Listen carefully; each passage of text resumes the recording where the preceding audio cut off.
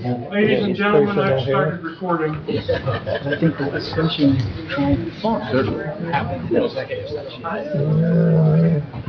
Why we have a lot of what's going on. We don't find it in minutes.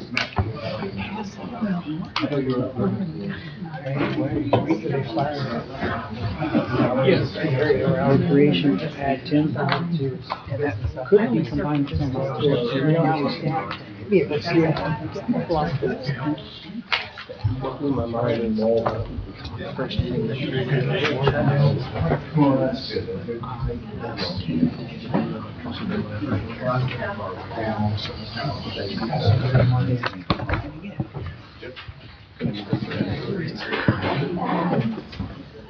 can happen. I know. I'm sitting here.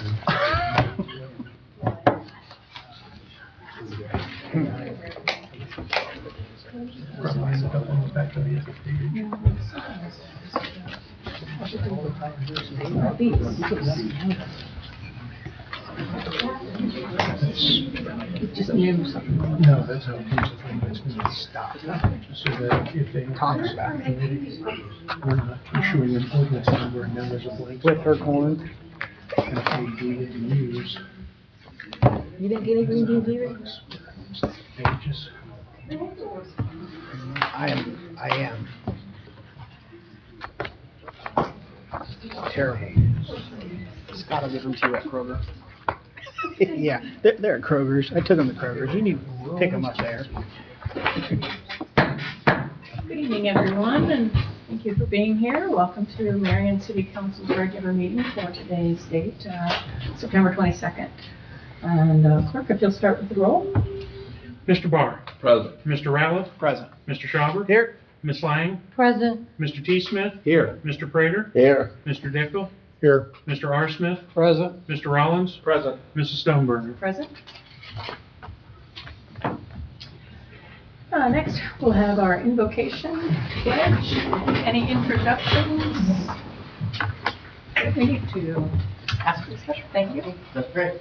Father, thank you so much for the gift of today. Thank you for the life that you made possible through your son, Jesus. Thank you for the rain that we're receiving right now that we needed desperately. And thank you for the privilege that you've given us to call Marion, Ohio home. We're asking, Jesus, tonight that you would bless this council with your wisdom and direction. And some of them have worked all day at other jobs and balancing family and work and their responsibilities here. So I pray for energy and for clarity. And the word says that if any of us lacks wisdom, we can ask you and you'll provide it. So we're asking for that. The decisions that are made tonight, some of them will have implications into the future.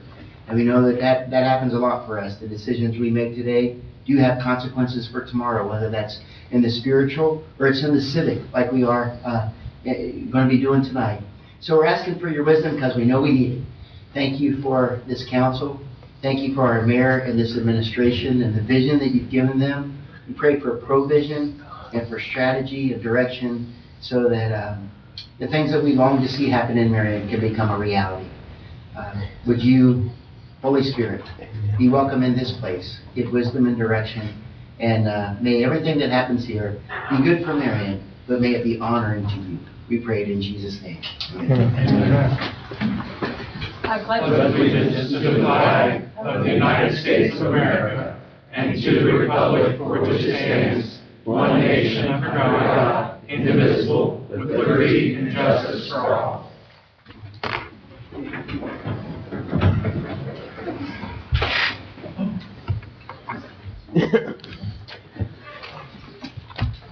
Mayor, I see you have a proclamation for us I do, tonight. thank you, Madam President. For this proclamation, I'd like to have Councilman Thaddeus Smith come forward, please. He will be accepting on behalf of the family.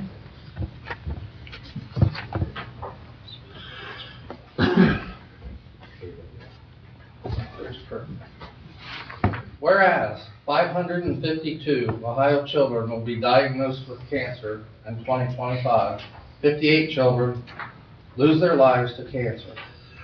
And whereas childhood cancer is the #1 disease related killer of kids in the U.S., 1 in 5 children are terminal at diagnosis. 3 in 5 suffer life-altering impacts of treatment that significantly alter their quality of life. 1 in 285 children will be diagnosed with cancer before the age of 20. Whereas childhood cancer is on the rise, childhood cancer and adult cancers are different, yet we continue to use inappropriate adult cancer protocols on kids with many times devastating effects. The lack of childhood cancer research has tremendous impact on kids and significant cost to society now and in the future. Whereas despite these facts, childhood cancer research is vastly and consistently underfunded. In 25 years, the FDA has initially approved only 2 drugs for any childhood cancer, and half of all chemotherapy used for children's cancers are over 25 years old. And whereas the causes of the most childhood cancers are unknown at the present, childhood cancer cannot be prevented, and families who are or have been in treatment work tirelessly to change these alarming statistics. Whereas hundreds of nonprofit organizations at the local and national level, including the Friends of Faith Prudent Foundation of Central Ohio, are helping children with cancer and their families cope through educational, emotional, and financial support. Now therefore, I, Bill Collins, Mayor of the City of Marion, do hereby proclaim the month of September 2025 as Childhood Cancer Awareness Month in the City of Marion, and encourage our residents to support this cause, which so deeply impacts families in every community across the country, including the City of Marion. And it's up to Thaddeus, but Thaddeus might want to say why he's up here and why he's accepting of this proclamation. Yes, certainly. When I was younger, my younger brother and my family, we were impacted with childhood cancer, and my mother had to deal with all kinds of stress and all kinds of crazy stuff that comes along with that. And the nonprofits and the organizations that are able to help out these families, they're miracle workers, you know. So I don't know how we got through it, but my mom always made it happen. But my brother, he's lucky to even be walking. So Columbus Children's Hospital, they're the ones that we had to thank besides God. So. God is good, Thaddeus.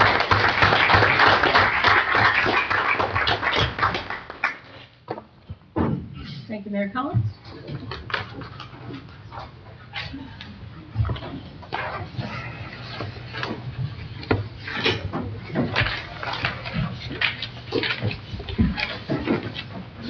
Also, you'll have the summaries of proceedings. Mr. Dicto? Madam President, at the last meeting, I was concerned about some of the changes or some of the mistakes in the minutes. I will hand to the clerk the packet. I've highlighted all of them. In the first 4, 714, 728, 811, and 825, none of the changes changed the substance at all, or any of the votes or anything like that. They're just misspellings and stuff like that.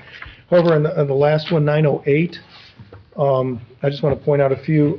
There was a cut and paste error, and my name was left off the roll call on page 1, and the line about Mr. Neff resigning doesn't need to be in there. That was in the last meeting.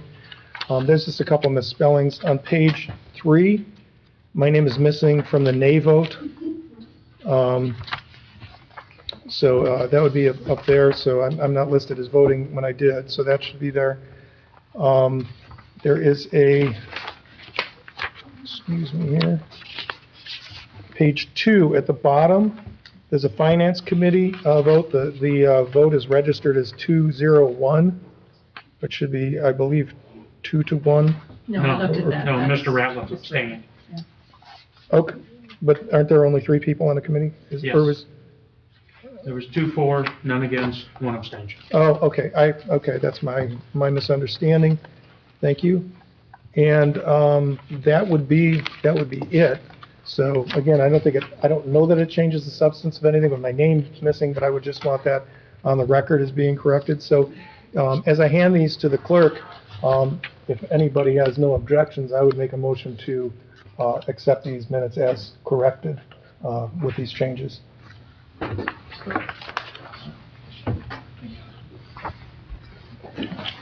I'll second that. Okay, we have a motion and a second to accept the summary proceedings as corrected. Are you ready? Mr. Barr? Yes. Mr. Ratliff? Yes. Mr. Schauber? Yes. Ms. Lang? Yes. Mr. T. Smith? Yes. Mr. Prater? Yes. Mr. Dickel? Yes. Mr. R. Smith? Yes. Mr. Rollins? Yes. Motion carries unanimously, so those summaries finished. Old business. Item 1, ordinance 2025-092. Ordinance making additional appropriations within the general fund to the Law Director's Office Professional Services line item. Ms. Lyons, comes from Finance Committee. This came from Finance Committee with a 2-0 no recommendation. Basically, it's to pay for professional services that have been rendered. If anybody has any questions, tonight is the third read on this. I believe Law Director Russell can answer any questions anyone may have.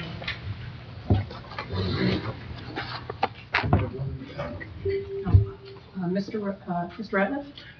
Yeah, so I am going to abstain from the actual vote because I have a pending lawsuit against a law firm.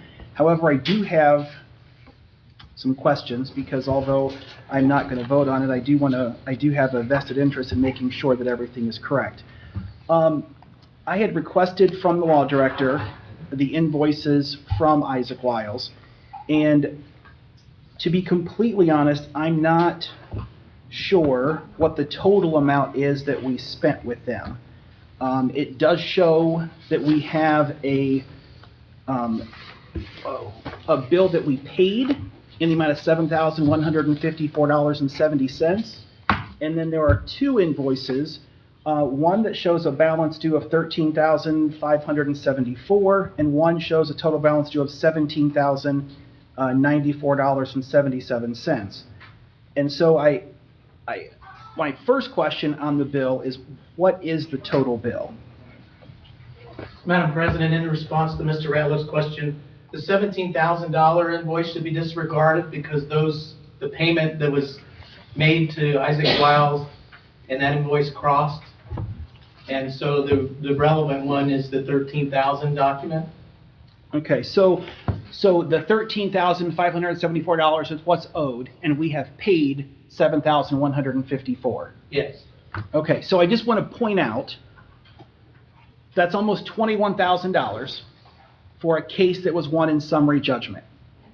That you never had to go to court, you never had to really, do anything but a motion for summary judgment.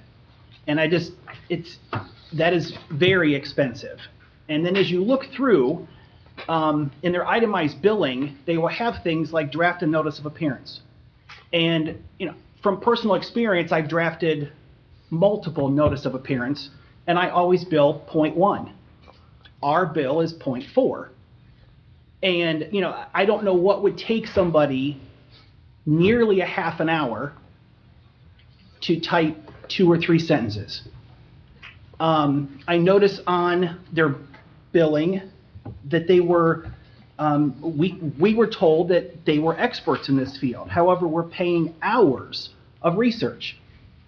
And, I would assume if you are hiring an attorney that is an expert in a field, you wouldn't have to pay for hours and hours of research. And then, I probably won't be able to find it off the top of my head, but we are paying for them to draft a memorandum in opposition to a plaintiff's motion for summary judgment. And the very next billing, we are paying to draft a memorandum in opposition to a defendant's motion for summary judgment. And so one of those are ours. And so our itemized bill shows that we are paying a place to oppose the very motion that we filed. And, again, you know very well what I think of this law firm as far as one of their partners in particular. And, it looks to me like the whole law firm may fit the bill with him. And, again, I can't vote on it, but I think everybody should know that you're paying an exorbitant bill that doesn't even make any sense. Ms. Craig? Naomi Craig, 365 Silver Street. May I ask Mr. Ratliff a question? Yes, ma'am. Is that all one case that you're talking about, or is that the multiple cases that we have going on with Isaac Wiles as our representation right now? So I think we have only retained them on one case. This is one case. I believe the other case or cases involving the city, the insurance company for the city has retained them. So we are not paying the freight except for this one case, as far as my understanding. Okay, but theoretically, the insurance premiums are going to go up when Isaac Wiles keeps billing like that. Isaac Wiles was retained to, my lawsuit with the city, Isaac Wiles was retained to fight me. And a federal judge had basically told them to have it wrapped up by the end of October. My attorney had a hearing with the judge, and Isaac Wiles, the 16th, Monday or Tuesday, I can't see the calendar from here, classes tomorrow. And Isaac Wiles is now asked for another month. So my attorney has worked with them. He's been an attorney for 40 years. He's worked with them, never lost to them, by the way. He's worked against them, I guess I should say, with or against them for years. He said they're lazy and slow, and that they like to milk their customers. So I really think it's something that, as a city, we should consider and take a look at these bills, because even if the insurance company is paying for it, in theory, we're going to come back around and pay higher premiums because of the legal fees that we're eating, because of the lawsuits that we're amassing. Any other comments or questions from council or the public? Mr. Schubert? If I can ask the law director, do you feel that the billable hours are out of the norm, and should we request a invoice correction? So in regards to the defendant and plaintiff, Mr. Ratliff mentioned, we may want to look into that a little more deeper to see if truly it was an hour spent on this case. That's no problem. But in regards to the billing statements that we've received, they are consistent with what I would expect. And when we first discussed retaining a firm with an expertise in ADA and discrimination, I was asked if I had a ballpark of what I would expect to pay, and my response was 20 to 30. This is at the low end. Mr. Ratliff indicated that it did not go to trial, which is true. Obviously, the city hopes to win every case that it has in court upon its summary judgment. There was a significant amount of time that went into preparing for summary judgment, including depositions, which I did attend. So it is consistent with what I would expect. And in my review, I didn't see anything that I questioned. I would be willing to examine more closely the page where there was a defendant plaintiff reference made by Mr. Ratliff. If I could follow up with that, so if we just pass this tonight, give you the funds, or should we wait another council cycle, give you that opportunity to research that, and then come back for a final vote? So the reference to the transposing of plaintiff and defendant as far as the reference is a very small item. I would ask council to pass this on the third reading this evening, and I will make this assurance to you. I will look into the plaintiff and defendants being transposed and ensure that it's accurate before any payments go out. So you think that they just accidentally typed the wrong thing? This is what I would have assumed, but we never work off of assumptions. I will follow up and ensure that they have billed us for time spent on this case, in which we were successful in the common police court in stopping Lighthouse from operating houses in R1A districts, which was very important to the city of Marion. Thank you, Ms. Russell. Any other questions or comments?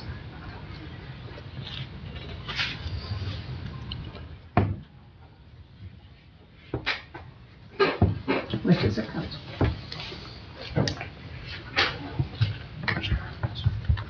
Oh, sorry, Mr. Rollins. I'll make a motion to approve. We have a motion to approve from Mr. Rollins and a second from Mr. R. Smith.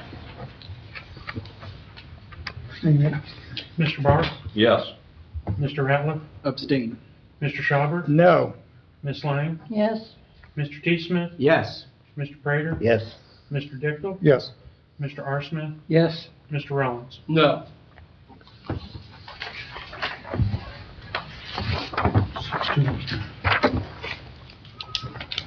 Six to two. One Two noes. abstention. We have two noes. Right, 6-1. Oh, I thought you said, never mind. I didn't hear it correctly. Thank you. Sorry. Motion carries. 6-1.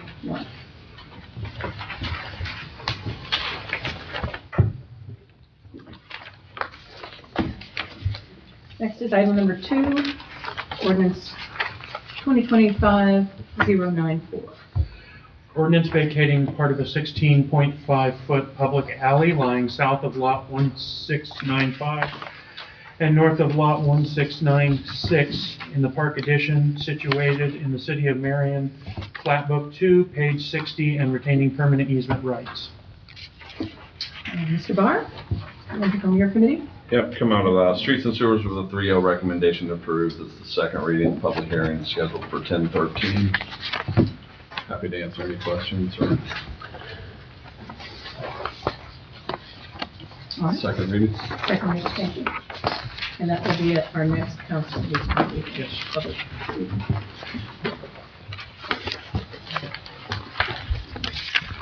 Item number 3, ordinance 2025-097. Ordinance amending the zoning map of the city of Marion by rezoning 144 Waterloo from an R1C, single-family high district density, to an R2 general dwelling district.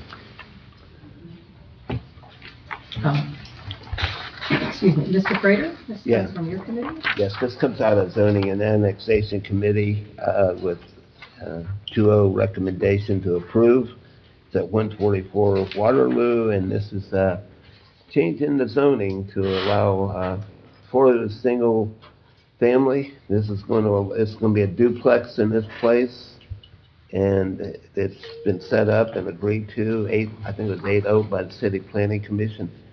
And this here is the second reading. There's going to be a third reading and a public hearing on 10/13, our next city council meeting. Any questions? Probably just do this as a second reading. Agreed. Second All reading. right, thank you. New business, item number 4, ordinance 2025-098. Ordinance designating depositories of public monies of the city of Marion and declaring an emergency. Ms. Lang? this is coming on the Finance Committee with a 3-0, no recommendation. This is this was presented to council earlier. There were some changes that needed to be made. It went back to committee. The changes were made. The applications were received by the banks that are noted for active accounts and for interim accounts. If there's no further questions, you can keep this as a first read tonight or move it on. Mr. Reese is here to answer any questions. Yes, we'll start with the council first. Mr. Schauber, then Mr. R. Smith, and then we'll get to you, Ms. Fisher. Yeah, I'm just curious what emphasis added means. Are we yelling at somebody? What? What?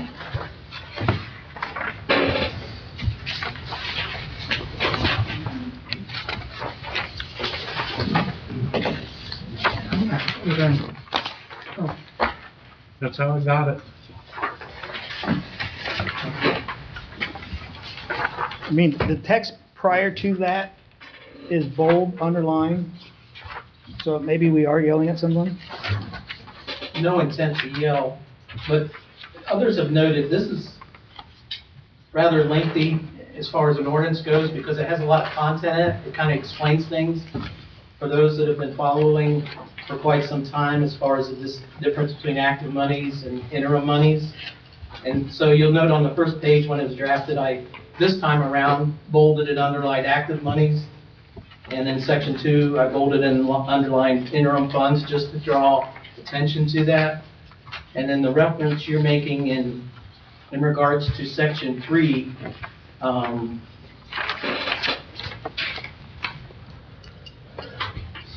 just emphasizes the duty of the office holder to provide a report to the Treasury Investment Board.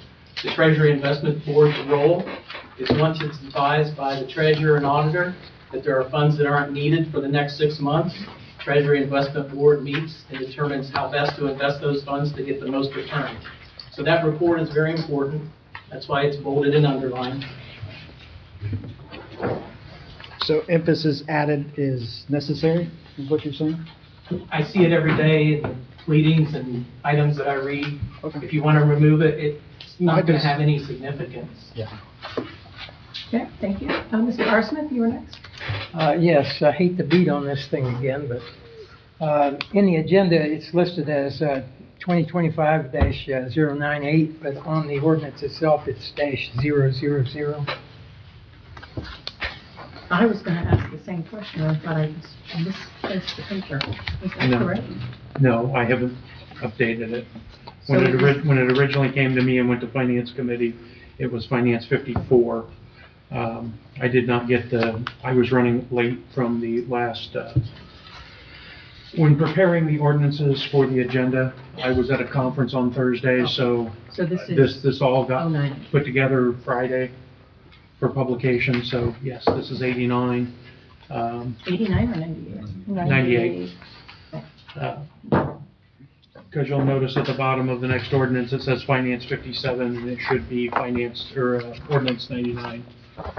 They are updated online at this point, but the printed copies, I did not have a chance to get corrected. Okay. Ms. Fisher?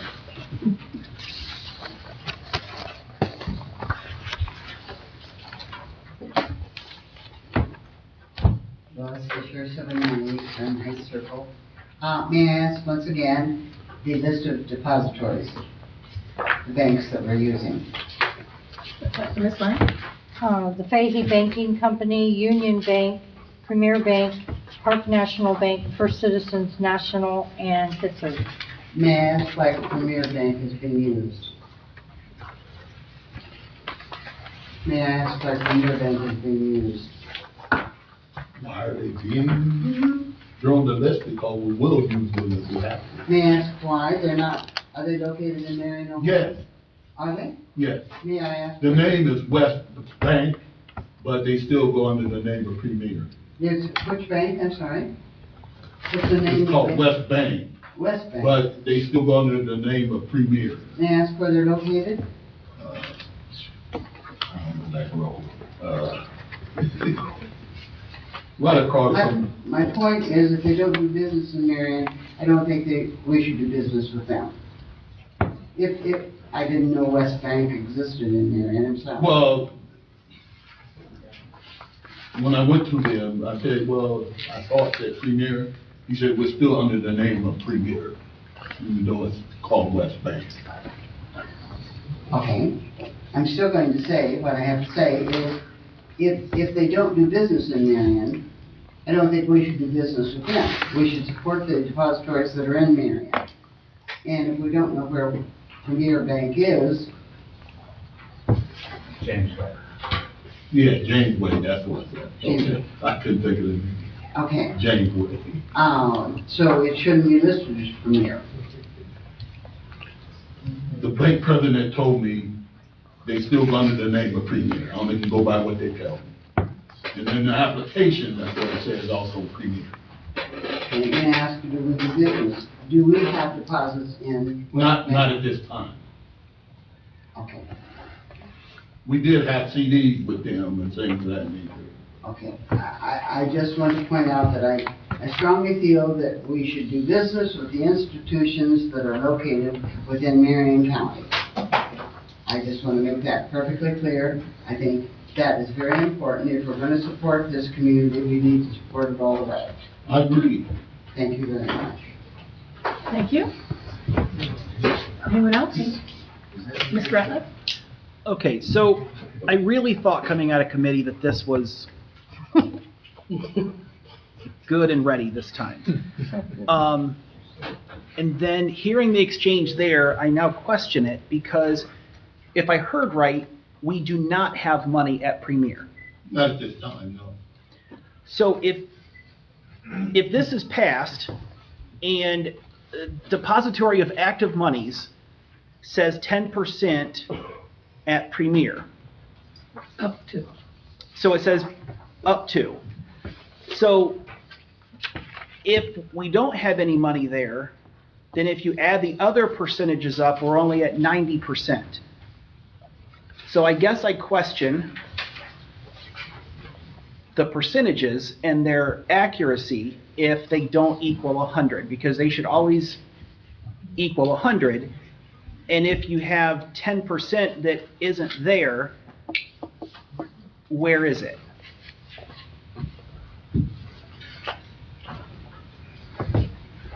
I think you're figuring wrong. That's not how it works. Okay, so on page 1, it says the Fahey Banking Company 35%, Correct. Union Bank 15%, Premier Bank 10%, Park National Bank 10%, First Citizens National 30%.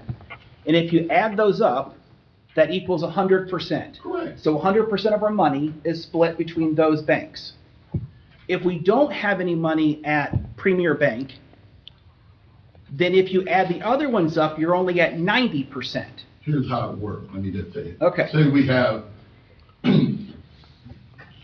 okay, say we have $100.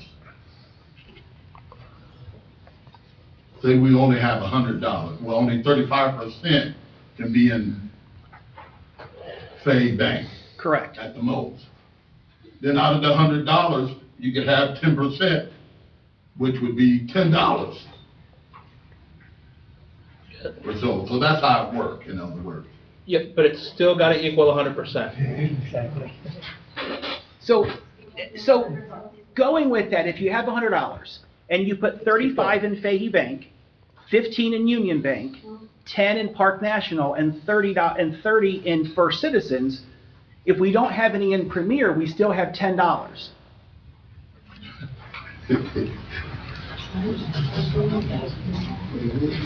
I mean, if I'm not getting it, just help me understand, because it...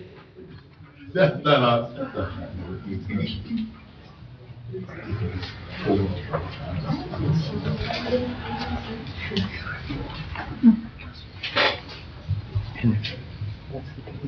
Some of the other ones have. Mr. Prater? Yeah, so there's no money in Premier Bank right now. correct. Are we gonna put money in Premier Bank? It all depends what the interest rates are and stuff, if we use them. So there's no guarantee we're gonna put it in there, so what would we do with that other 10% or $10 if those interest rates were like 1.5%? What would we do then? I mean, what would, there's $10, there's 10%, $10. Well, in other words, like Fahey Bank, say $100, we may not have 35% in Fahey Bank. Now you with me? In other words, the most we could put in Fahey Bank is $35. Okay. But it could be only $40 in there.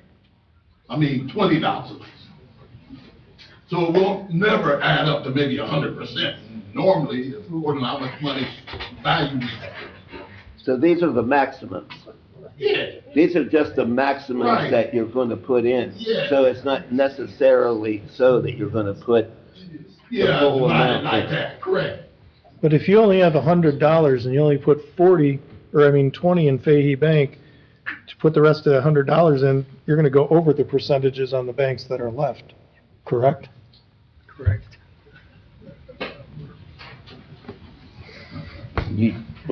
If little Timmy had 10 apples. Right. Other questions or comments from the public? Yes.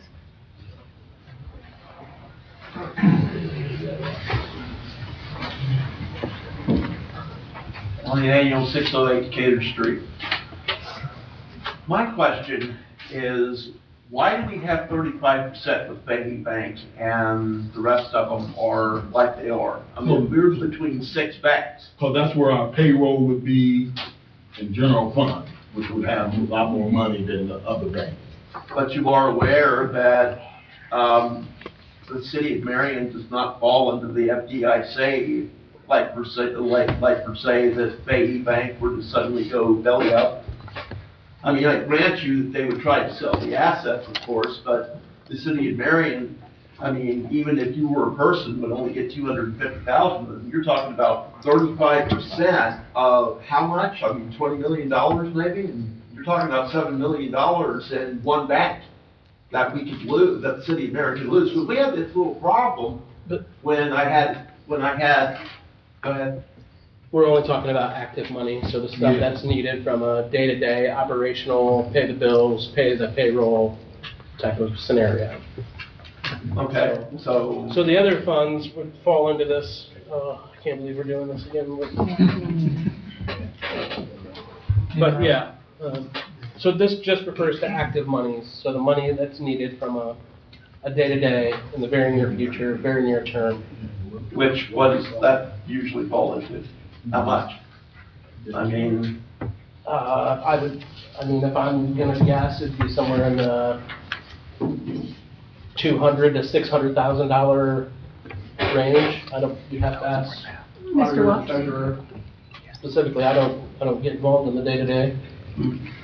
Government funds are not guaranteed by FDIC. The bank has to back those up with actual cash. yeah, see, that was another issue, because we used to have. If the bank goes belly up, there's actual cash that comes back to government. So they have to have a deposit on hand that would cover all our funds. We're not maxed out at 250. The bank has to guarantee that our funds are protected. Okay, So if he goes up, then we get it all. Okay, but Union Bank, before it was Union Bank, it used to be the Ohio State Bank, and they always ran into issues that got them dinged by the FDIC because they wouldn't hold. You're supposed to hold 5% liquid on a day-to-day basis to sit there and pay your depositors, and they constantly fell below that 5%, but yet. So there was a danger, at least at that point in time. There was actually a notice that went out that stated that the city of Marion should consider pulling their funds from the Ohio State Bank, because at that time they had roughly 10% now. Now, of course, Union Bank, on the other hand, is a $1 billion bank out of Columbus Grove, Ohio. But they set up here mainly so that they could sit there and run banking down in Columbus like the Ohio State Bank used to do. I don't think they ever really did business here in Marion at all. I think they most of theirs was down there in Columbus. And I think that's what her issue was. It's like, because if you've got a bank here that's doing business primarily in Columbus and they're not doing hardly any here, then why should we deal with them at all? Well, if you were talking about hometown banks, then there's only one, Fahey. Okay? Everybody else is based somewhere else. So if you're talking about you want to put all your money in just the hometown bank, the only choice you have is Fahey. As far as what went on with Ohio State Bank, I don't know. No, they eventually sold out to Union. They picked it up back in 2014. So I know all of that. But that was their original idea. It used to be the old Marion Bank, the old Marion City Bank. And boy, that was fun too. I found a little bit about them too. But they sold out to the Ohio State Bank, and then they went on and then eventually sold out to Union Bank. Union Bank's been doing fairly good in the last 10 years or so. Okay, well, we're gonna need to move on. We're talking about the funds that are deposited. You had asked if they were protected, and they are by state law. Okay. Ms. Lang, you have a question or comment? I have a question. Do we have to have 5 banks, or can we have 4? Mr. Reese? Oh, no, I was gonna answer the last question. I had a brain freeze, so I'm not, my mind's been in a lot of places today. Oh, the $100, say we have, our total that we have is $100. In other words, 10% of that $100 can go into whatever the other 10% is, and 15% of the 100 can go in those banks. That's where it is. Whatever our value is, that's the percentage that can be put in any of those banks. That's what. Okay. Ms. Lang. I'm going to ask my question again. We have 5 banks listed on here. Do we have to deposit our money in 5 banks, or can we have 4 banks that we deposit our funds in? Yeah, we can deposit in 2 banks if we want, but that's not a great idea. So we could theoretically scratch Premier Bank and make No, I Union wouldn't Bank. wanna scratch it. Can I finish, please? Thank you. We could scratch Premier Bank and make Union Bank 20% and Park National 15% if we wanted to then. And that would equal 100%. If No. we're not going to use Premier Bank, why do we have it on here? Well, we're not using National Bank, we're not using Park National Bank at this time either. Oh, this gets worse. I make a motion to send this back to committee. I'll second it. No, hold it, let me say something. The $100 say is $100. In other words, the 35% of the $100 can go into Fay Bank, then 10%. In other words, if 10% can be of that 100 also, in other words, what our value is. So our I'm just trying question to use is, I'm just trying to use a small number to give you a better idea. okay, but the question is, this ordinance is to split the city's funds amongst all these banks. We've been having that So for a while. where, if our money is not at First Citizen, or if it's not at Park National, and it's not at Premier, then all of our money is at what bank? Fahey, Union, First Citizens? Is it split between the 3 banks? At this time. So what percentage of our active funds right now are currently, You're gonna really throw them off, because that's 33.333 to the No. infinity. You're not gonna throw me off.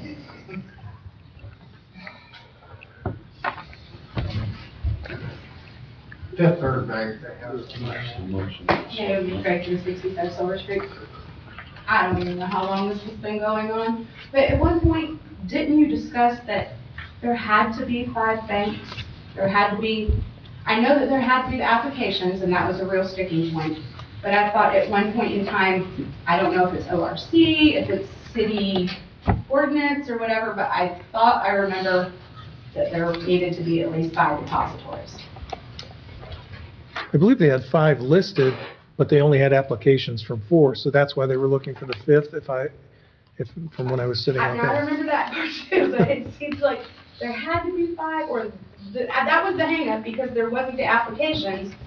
And so like, if we only needed 4, then we already had the 4 applications, but because we didn't have the 5th one, we didn't vote on it. Like I said, but that's the seems to be that was what the holdup was, is that there wasn't the application for the 5th one, and now there's a 6th one. And do we even have any money to put in any of them? I believe the ordinance should read something like the depository of active monies percent should be deposited to no more than, and increase these amounts, so you could have 100% at less than other ones. You could distribute however You could, want. yeah, you could distribute them. You could have no more than 25% at all the banks, and That's then, rewriting that ordinance again, which I understand. If you well, have it to looks do like it's going back there anyway. We should probably check if we need them 5 depositories, or, I understand what you're saying, like, make it simple and not have all these depositories, but I swear at one point in time it was said that we needed. I was under the understanding we had to have 5 banks. Okay, that's what But- I thought too. But now I'm asking the question. Oh, I get it. Do we? Right. I thought we did, and now we're up to 6. So maybe we need to like check on that before We vote on the Well, ordinance that never ends. It's not my job to I be know. the treasurer. And so I'm asking, All of us seem pretty lost on this one now. Mr. Schaber, did you want to make a comment or ask a question? I am glad that this will go back to committee. I hope all council members vote to send it back to committee. And I hope every council member educates themselves on the financial processes within the city. Because out of the 9, I don't think 10 of us have a clue what's going on, based on the questions asked tonight. You cannot, it would be impossible to take a snapshot and then try to make it match 100% every day. That's impossible. If I had a chalkboard, I could show you what I mean. So I please- can explain it right. All council members, educate yourself, because the amount of ignorance, and I don't mean that negatively, we just don't know. We need to educate ourselves. This has tried to go through council for 2 years now. Madam President, I'm going to just make an observation.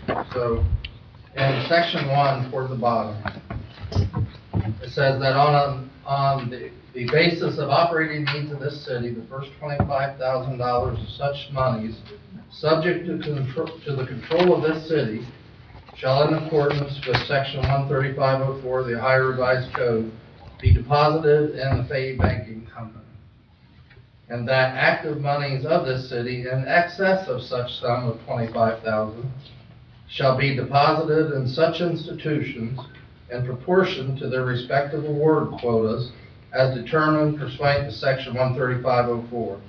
Said institutions and the amount of deposit in each are as follows. So it tells me the first $25,000 goes to Fayette Bank, and the rest of it gets split out equally by the percentage listed in this ordinance.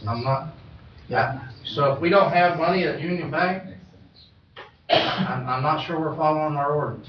I agree. So I think it is probably good to go back to committee, and so everybody understands where we should be. Thank you, sir. Was there a motion on the floor to send that back? Yes. I just want to add one quick thing. When you Google Premier Bank, it's a currently closed. So it says they are becoming West Banco, but as of right now, they're closed. So I just wanted you guys to know that.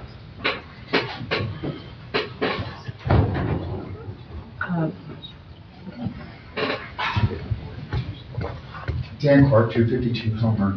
It is West Banco now. It's right out next to my veterinarian, so I know where I was just out there. So the sign out there is West Banco. It is open for business. So that is an operating business. It is no longer Premier. Right there on the corner of James Way and that street that goes back to, The Red Cross. Yeah. Back towards the Red Cross. Right. Okay. So that is an open bank, and they have the West Banco sign up. So the ordinance would have to be changed to reflect that name, I would think. No, that's what I said to the president, Mr. Hensel, who's vice president there. I said, wait a minute. He said, no, we're still under the name of Premier though. And that's on the applications also. Okay. Okay, we do have a motion on the floor from Ms. Lang to send this back to committee, and Mr. R. Smith, you have the second? Mr. Rattler. I'm sorry. Mr. Rattler. I'm sorry, I didn't write that. Which I like that You it's have it? from the finance committee at first Okay. and second. Sorry, Go Mr. back. Smith. Mr. Rattler, thank you. All right. Any further discussion? All right, you're. Mr. Barr? Yes. Mr. Ratliff? Yes. Mr. Schauber? Yes. Ms. Lang? yes, Mr. T. Smith? Yes. Mr. Prater? Yes. Mr. Dickel? Yes. Mr. R. Smith? Yes. Mr. Rollins? Yes. Motion carries unanimously to send this back to Finance Committee.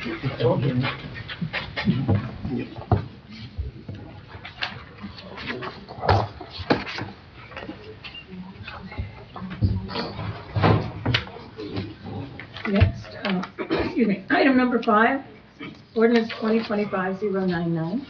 Ordinance appropriating funds donated to the city of Marion to support the Strongest Town celebration for the year ending December 31st, 2025.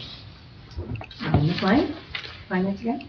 This came to Finance Committee with a 3-0 recommendation to approve. I do believe this is the last of the donations that the city has received from private donors, and so we just need to appropriate those funds into the account. And Ms. Torino, if you could also, do you have any idea what the balance is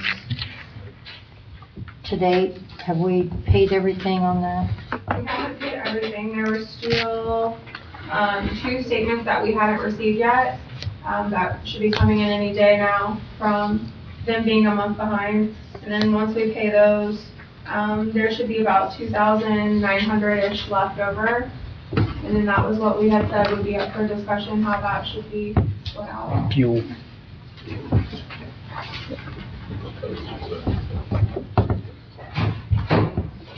Mr. Rollins? I'll make a motion to suspend the 3 reading rule. Let's see, I saw Mr. Smith, Chief Smith. Second. And first for the second. Are you ready? Mr. Barr? Yes. Mr. Ratliff? Yes. Mr. Schauber? Yes. Ms. Lang? Yes. Mr. T. Smith? Yes. Mr. Prater? Yes. Mr. Dickel? Yes. Mr. R. Smith? Yes. Mr. Rollins? Yes. Motion carries unanimously to suspend the 3 readings rule. Mr. Rollins? Motion to approve. Mr. Rollins has a motion to approve, and I saw again the second from Mr. T. Smith. Any other discussion or questions from anyone? Mr. Barr? Yes. Mr. Ratliff? Yes. Mr. Schauber? Yes. Ms. Lang? Yes. Mr. T. Smith? Yes. Mr. Prater? Yes. Mr. Dickel? Yes. Mr. R. Smith? Yes. Mr. Rollins? Yes. Motion carries unanimously. Item number 6, ordinance 2025-100. Fire levy appropriation, or an ordinance making an appropriation in the fire levies funds from levied funds collected for the year ending December 31st, 2025. Ms. Lang, come from Finance again. This came from Finance with a 3-0 recommendation to approve. This is to transfer money into this fund for the professional services of McCall Sharp Architecture LLC to do the design of the new firehouse.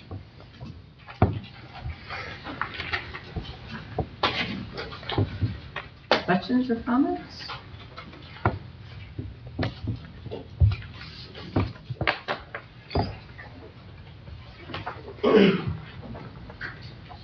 Sean? Yeah, so where are we at with the bonds that we sent out for this project?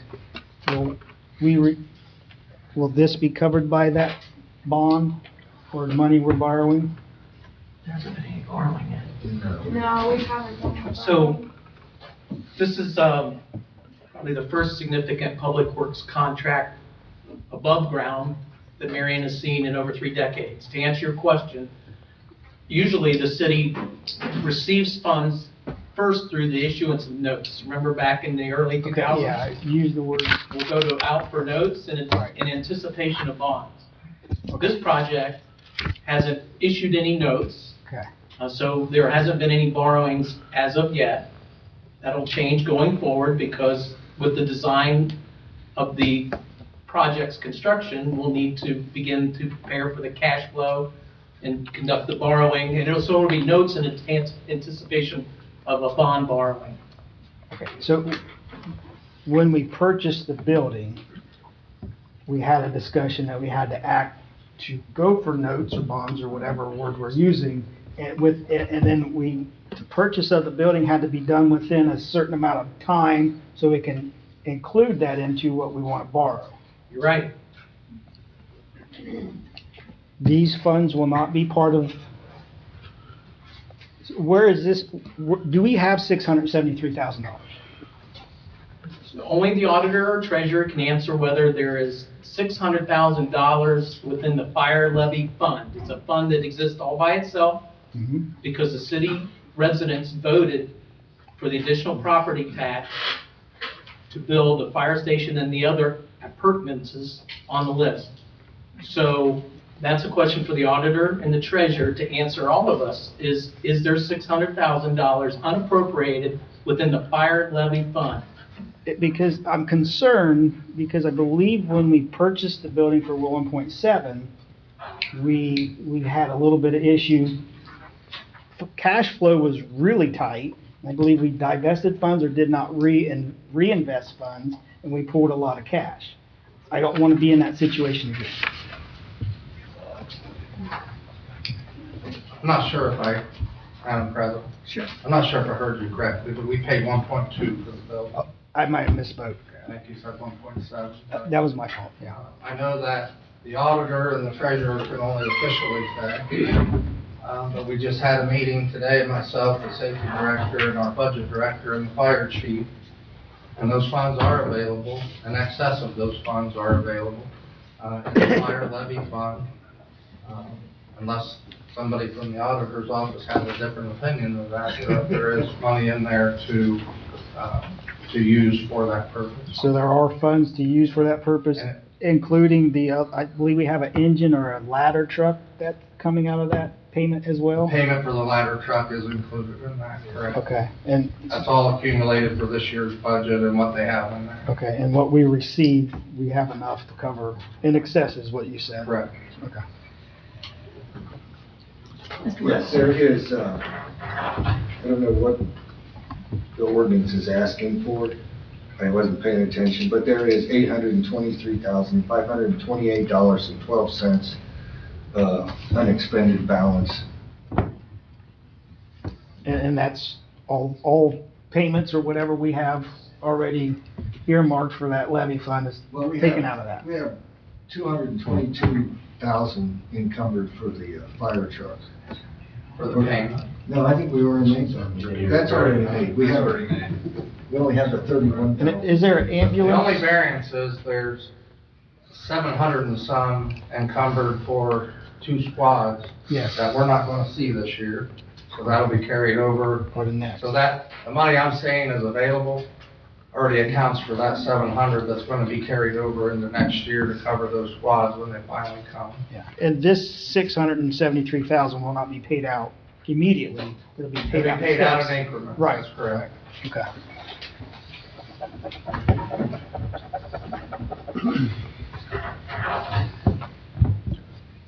Other questions or comments?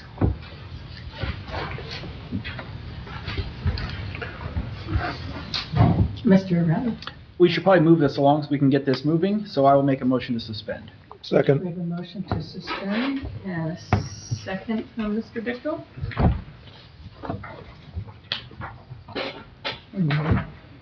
Mr. Barr? Yes. Mr. Ratliff? Yes.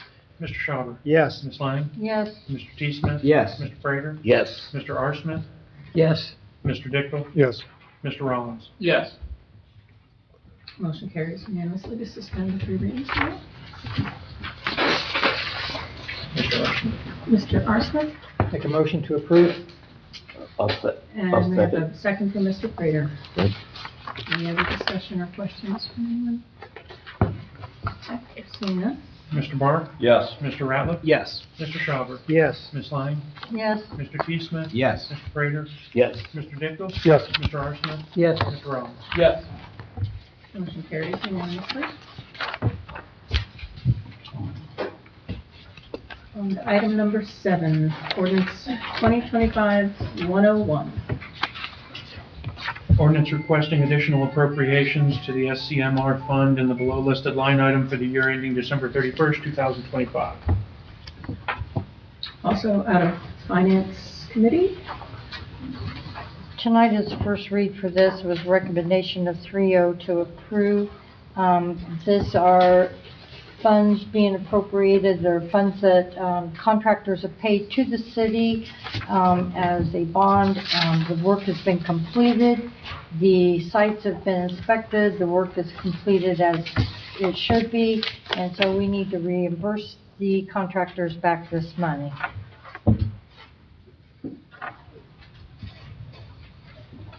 Mr. T. Smith? Make a motion to suspend Rule 44. We have a motion to suspend 3 readings and second from Mr. Prater. Yes.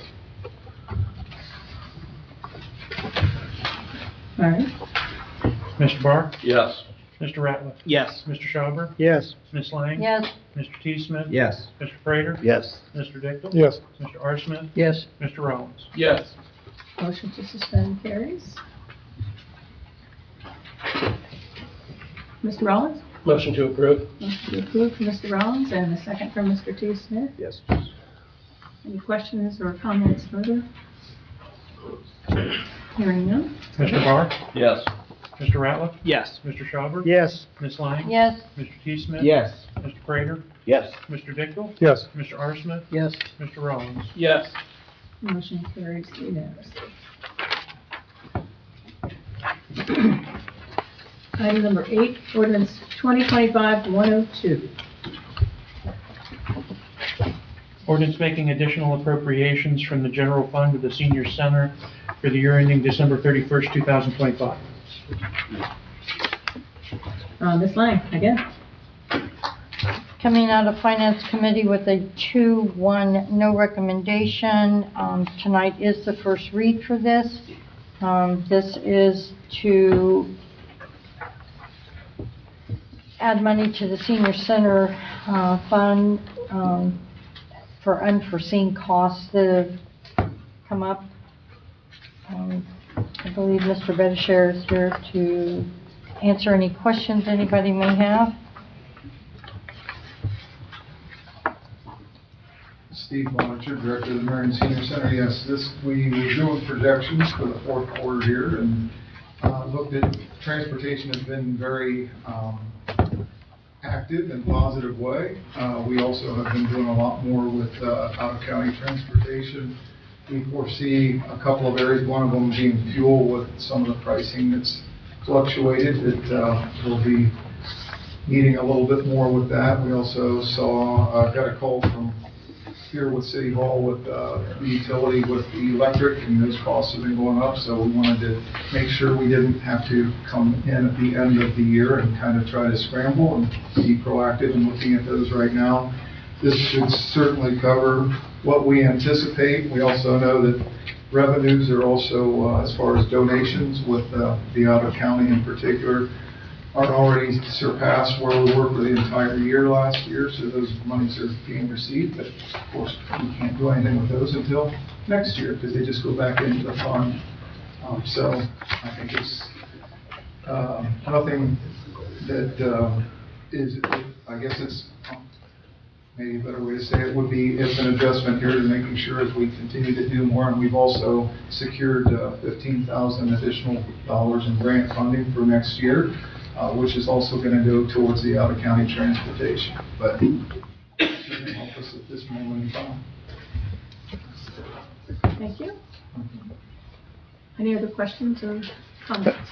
I have a quick question. Mr. Dickel? I just have, I was at the committee meeting the other day, and I thought Mr. Ratliff made an interesting point that the senior center is out in the county, and most of the people that use it live outside the city.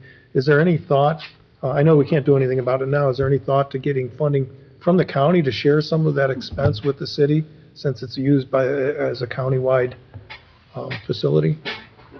Certainly, I would be a fan of getting any additional funding. I'm sure you would. Out of the senior center, we wouldn't turn that down. However, I do think that it would be a good idea if the commissioners could come up with some funding that is not existing currently, but I also don't want to lose sight of, we do get funding from the county in the form of senior services levy. And those dollars that come in are very significant to our transportation program. We will be, this year, we'll be looking at receiving $112,000 for in-county transportation and an additional probably $65,000, just all told in county's senior services levy dollars that come back to us. And again, that's based on the senior services levy and a tax base, but it's under the control of the commissioners, goes through Marion County Council on Aging, only just shy of $200,000 in funding that comes from that. Okay. So, but it does not help with any general funds or things of that. Mr. Ratliff? I just want full disclosure with what that you just said. Okay. So the levy is paid by who? The levy is paid by taxpayers. Both city and county? Everybody in Marion County. Correct. So Yep. everybody pays the same. They all pay the exact same levy at the exact same rate. At the same tax rate, yes. But as far as the city and county putting money in, it's nowhere close to the same. Well, for operational costs, the county does not contribute to, we're a department of the city of Marion. So they are not contributing at a level anywhere close to that. correct? And what percentage of use is county residents versus city? It's roughly, it's closed the gap a little bit here as of late, but it's roughly close to 50-50. It's a little bit more probably skewed towards county, but. And I mean, I don't think I've ever voted not give money to the senior center, but it's just an unfair system. And I know several times it has been explained that we get money through the levy. But again, the levy is broke up that everybody pays it. So if you're a city resident, you not only pay the levy, you also pay out of your 2% municipal income tax. So you pay for the same service multiple times, that the county is getting benefit of that and not having to pay. And that's just, it's just not fair. That's all I said at the committee. Mr. Ratliff, I know this is an age-old question, and I give you my guarantee that I will broach that subject again with them. They have a couple new commissioners, and maybe they'll have a different opinion on that, but I'll go to one of their admin meetings and, at least ask for something. So anything would be better than nothing, and it would be hard for them to deny that it benefits their county residents. So I'll make that pitch to them. Thank you. Thank you, Mr. Banish. Thank you.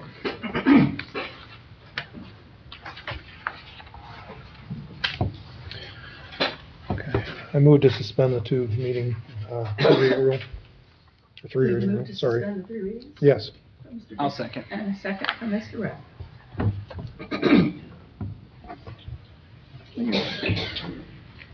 Mr. Barr? Yes. Mr. Ratliff? Yes. Mr. Schauber? Yes. Ms. Lang? Yes. Mr. T. Smith? Yes. Mr. Prater? Yes. Mr. Dickel? Yes. Mr. R. Smith? Yes. Mr. Rollins? No. Motion carries 8-1 to suspend.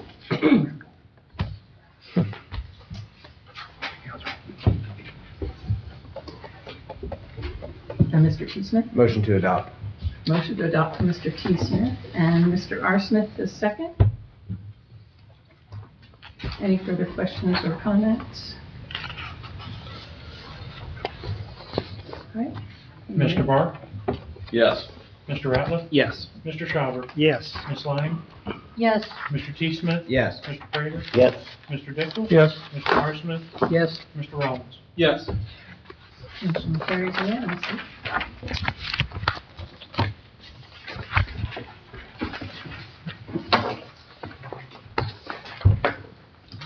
Item number 9, Resolution 2025-020. Resolution amending Resolution 2025-019 to replace treasurer with auditor and declaring an emergency. This has been added to the agenda by 3 council. Ms. Lang? I'll take that on.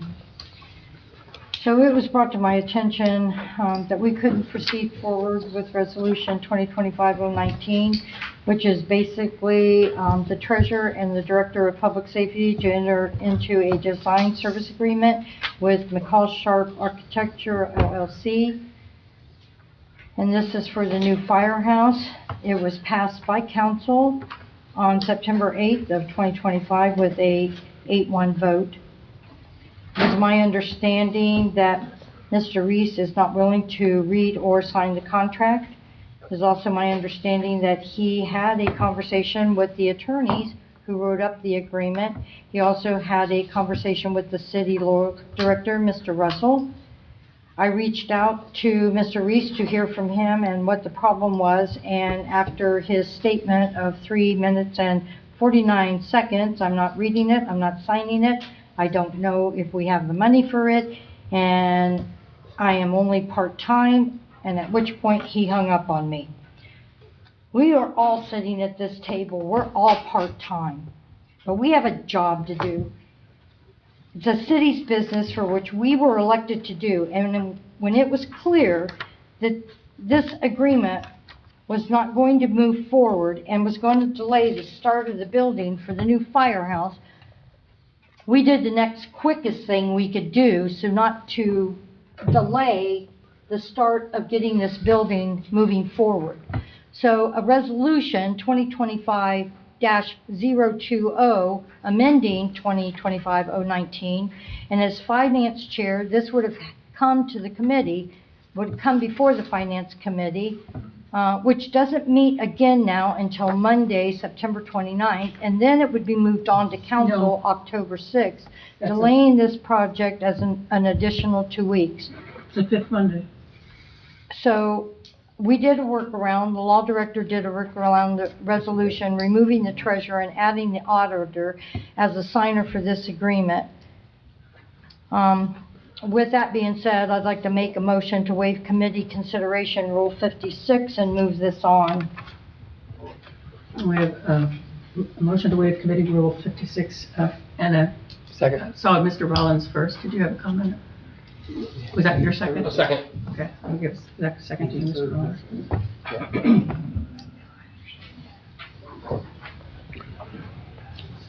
Okay, then Mr. Barr? Yes. Mr. Ratliff? No. Mr. Schauber? No. Ms. Lang? Yes. Mr. T. Smith? Yes. Mr. Prager? Yes. Mr. Dickel? Yes. Mr. Harsmith? Yes. Mr. Rollins? Yes. 7 to 2. Motion carries. Mr. Watts? Yes, I have a question. Originally, the treasurer was put in here because of the revised code. Is that correct? So, can you change from the treasurer to the auditor if the revised code says you have to have the treasurer? And then my other question is, did anyone talk to Miranda about this? Or is this just... I did. I talked to Marion and let her know that this was the intention of the council to bring this forward to remove the auditor and insert treasurer, or I'm sorry, remove treasurer, insert auditor as fiscal officer. And about the question, the other question, Mr. Russell? So the city has retained the services of an expert consultant, Bricker Grayson. Bricker Grayson was the firm and consultants that prepared the resolution that council passed that carries the word treasurer 2019, 2025-2019. So the statute, this is for what's called design, build, construction manager at risk, which is how public entities can construct in present day a new fire station or other type facility in the most economical fashion. Treasurer and auditor are both fiscal officers. The Ohio Revised Code specifies that in regards to design, build, construction manager at risk, it just needs the fiscal officer. So they're both covered in the reference to fiscal officer.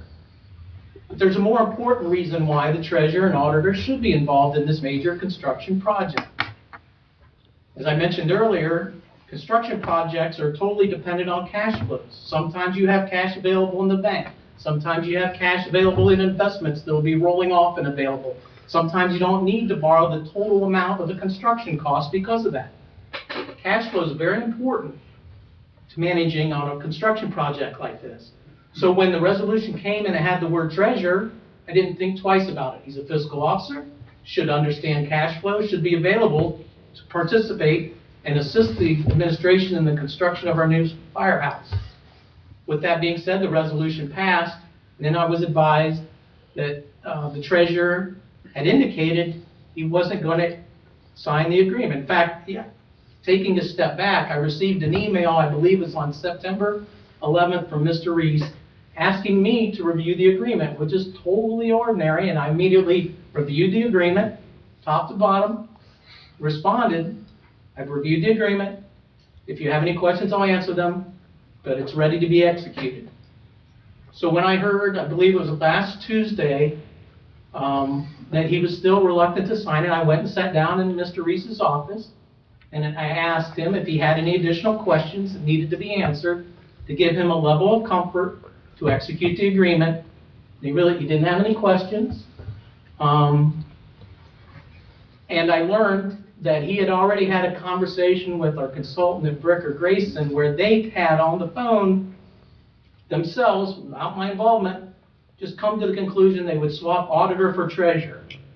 So when I heard that, I immediately drafted this so our consultant's not spending 4 hours drafting this resolution so that we can move forward. We need our treasurer and auditor to be involved in all of our matters, but more importantly on a major construction project like this.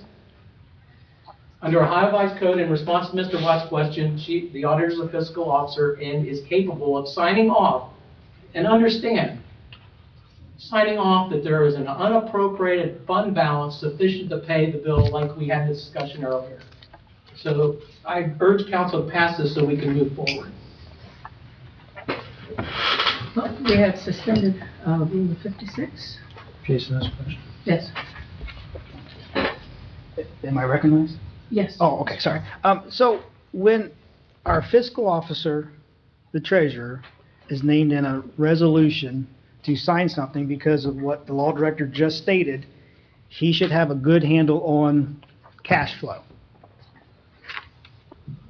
And one of the reasons stated by Ms. Lang that Mr. Reese refused to sign it, or did not want to sign, because he said something to the effect, I don't know if we have the money. That's our fiscal officer monitoring cash flow.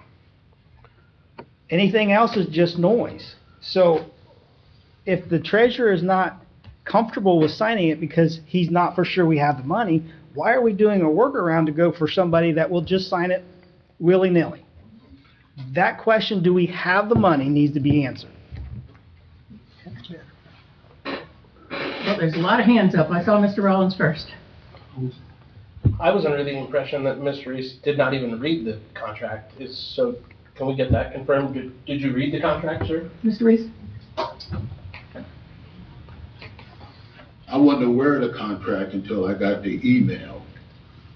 And when I got the email to read and sign it, review it and sign, when I went into it, it said, by continuing, you confirm that you're acquainted with the agreement, which I'm not, I wasn't, to our terms and everything.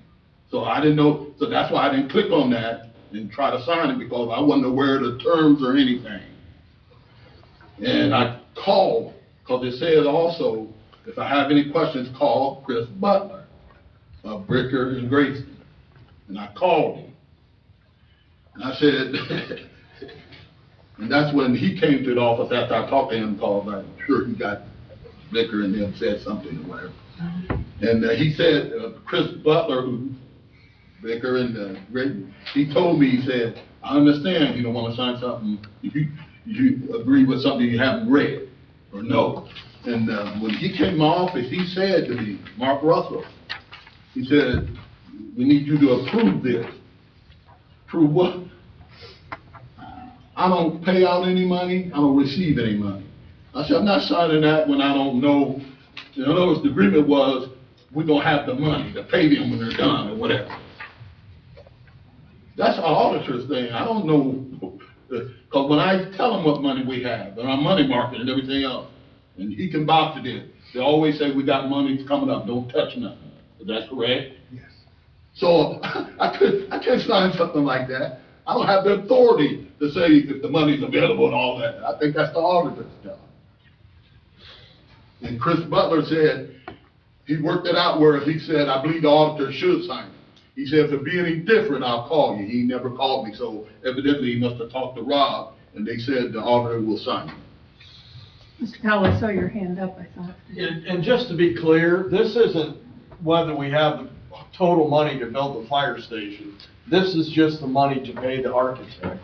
This isn't the whole approximately $8 million that we're talking about. We're talking about the audit. $673,000. $673,000 for the architect.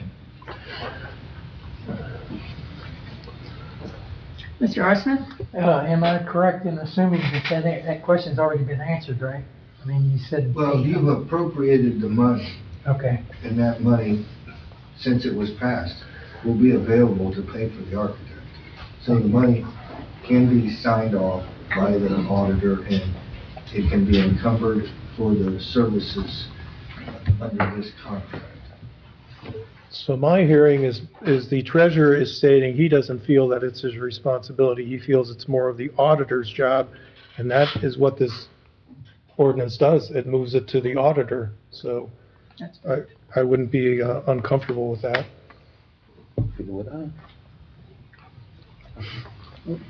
Mr. Rector? So as far as the money, this is coming from a levy that people in Marion voted for and passed. People of Marion elected to have a new firehouse. People of Marion who don't have a lot of money took extra money out of their households and paid into a fund so that we can build a new firehouse. So delaying this delays what the people of Marion voted for and what people of Marion paid for. Here. This isn't a general fund item. This is its own line item. It will be easy to tell if there's money to pay $673,000 or not, because the fund balance in there right now is over $800,000. So to say I don't know that we have the money, I don't know that that really holds a lot of water with me, because we all know that we have the money in that line item to pay it. It just seems to me that we're taking somebody who won't do what they're supposed to do and giving it to somebody else. And we're giving it to somebody else who has a department that has been short-staffed, that has some brand new people, that has been processing payroll without a payroll clerk, that is several years behind in audits, that is behind in the IRS, that's behind in making all their spreadsheets, that's behind in virtually every aspect of it, and we're saying, do this too because somebody else doesn't want to. And it's not fair. It isn't fair to her to have to accept responsibilities that other people won't. And so if this passes tonight, I want not one more mention the rest of this year to the auditor about why isn't this done? Where's your spreadsheet? Where is this or where is that? Because she's bailing us out here and taking her time from things that she already doesn't have time to do things that somebody else won't do. It isn't right and it isn't fair. Mr. Reese, I saw your hand first, and then Ms. Lang. What he said, I think he just gave a report of how much money was there and everything, just a moment ago. I don't even know that report. I don't keep track of that money. You're the treasurer. But that's not my part of my duty, is keep track of that money. The auditor's office does that. That's why I don't know that balance. I don't know that money. We have the deputy auditor if you want to talk to him about that. I don't keep track of that money, so I wouldn't know what we have in that particular balance there. Ms. Lang, and then Mrs. Reese. So that kind of leaves me now, I have two questions. So the fire levy money that we get, is that in our general, are we keeping that in those funds in, I don't care who answers it, are we keeping those funds in one of our local banks, or are those funds invested in Fifth Third until we need them? Well, the money comes in from the auditor's office, the county auditors. It comes in, and it gets put into the checking account. So there's no way to look at the checking account to know how much is from utility bills, how much is from property taxes, how much is from the levy. But it's in its own fund with its own balance. So it's segregated so that we always know how much is there and what's available to spend. And that's up to the auditor to keep track of, or the treasurer? Well, we keep track of the funds because we pay the bills and we deposit the funds. So, we keep track of that because we know what money comes in, we know what money goes out. And then what about the investments? Do we invest any of that money that comes in from the fire levy fund? Or do we just hold it in the account, in the active account? Well, funds that come in directly are held in the active account. When they build up so much like they did earlier this year, after we got the property tax, we moved funds into First Citizens. We moved funds into First Citizens, so. Okay, so if we move those funds, and we move them to First Citizens, Right. then they're earmarked the fire levy fund. It's earmarked on our books that there's so much money in fire levy. That's in interim accounts now. Well- We've invested, we've taken it out of active money, and we've transferred it to interim. Within our records, I can't tell you how much is in interim or how much is in active. It's kind of like if you and your husband get your paycheck, it goes into the checking account, and you always take out a certain amount and put it in the bank. Nobody keeps track of like, well, you know, so much of this money in the checking account's mine, so much is yours, so much in the savings account is his, and so much in the savings account is yours. Oh, you're not married to my wife. I'm sure she appreciates that. But no, I mean, it would be too time consuming to break down within each of the investment accounts what amount of money is available or from what account, you know? I mean, it's not worth the time or effort. We have so much money, some is active and some is investment. I saw Mr. So my Ratliff. second question, I had two questions. Oh, I'm sorry, I did call on Mrs. Reese next, and then I'll go to Mr. Ratliff, and then I'll come back to you. I am Cindy Reese, 1049 Richmond Avenue. Clarification on a few things. What I hear you talking about is funds that are in funds and cash flow. And the treasurer, as I understand his job, is not involved in the cash flow daily, how much is in each fund. Is that correct, or am I mishearing something? Is that what I'm hearing? So the auditor's office is responsible for what is available as a cash flow. That agreement is asking, will you have the cash flow when this bill of how much, what's the amount? $670,000 comes available. The treasurer won't know that. So how can you hold the treasurer responsible to know what's in cash flow when it's the auditor that's paying the bills and the auditor that knows what's coming due? How can you hold somebody responsible for that? Am I missing something? Can someone please explain that to me? Because yes, he is. They don't include him in meetings. I heard earlier tonight, there was a meeting where they discussed what was in what funds. He's not included in those. Is that correct? No. Is he included in any of the meetings where we talk about what money is available? Community Investment Board. Community Investment Board, when we invest the money. So how can we continue to hold somebody accountable for information they don't have? Second point I just want to make clear.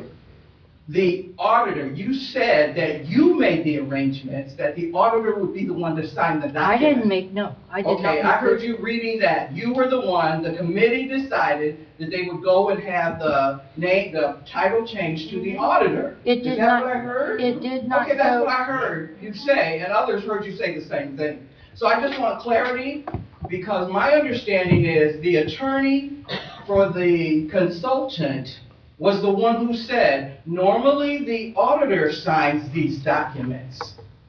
And it was that attorney who recommended to the treasurer, who yes, I am married to, he recommended to him, and I heard him on the phone, and he said to him that maybe the auditor should be the one, in your case, who signs it, especially if you don't know about the cash flow. So if he recommended that, and I understand we have a law director who then came and talked to him afterwards, but it was not the Finance Committee's decision to put the auditor's title and have her to take responsibility for signing it. That was not the auditor's. So I don't understand why, obviously the communication is broken. We've been saying that for 4 years. And the auditors and the treasurer are not, there's some miscommunication, but now tonight I'm hearing more and more of the finance committee. We're not talking to each other. What is going on in our city? What is going on? I don't understand it. And as I sit here as a taxpayer, something has to get better. You're talking a lot of money, and yet nobody seems to know what's going on.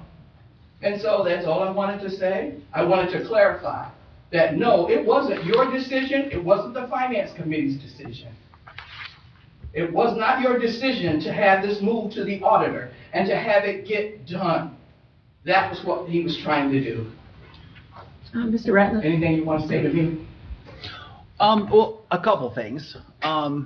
Just first to you is that the treasurer should be very aware of what that the cash flow is. Never had. Well, never. 4 years. I don't Almost know. Done. I don't know that.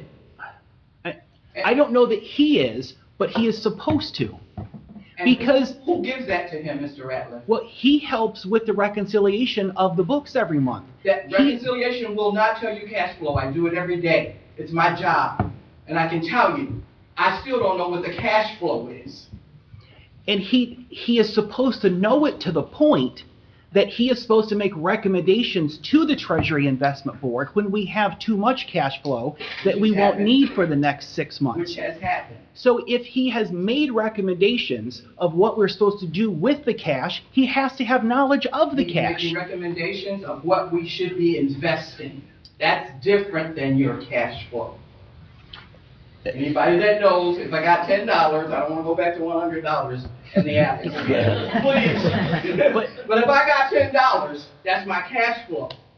That's a whole lot different than what I got in my savings account. But It's just that easy. He is the driving force behind even calling a Now you want to meeting. make him the driving force after 4 years. That's all I have to say. Ms. Lang, I have you in the on-deck circle, and then we'll go to Mr. Reese. I think what I said was this normally would have come to Finance Committee. I did not say the Finance Committee made the decision to change it to the auditor. Okay, then I'm going to correct the record because that's not what happened. I know, that's all I was asking for. The recommendation was made.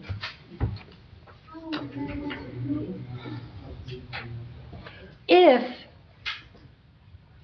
Mr. Reese got the same packet that all of us got for Finance Committee, if he would have read anything in that packet, the resolution clearly stated that the treasurer was going to sign that document. And why he didn't question it when it was in Finance Committee, I don't know. But I'm going to ask the law director, could we have forced him to sign that agreement?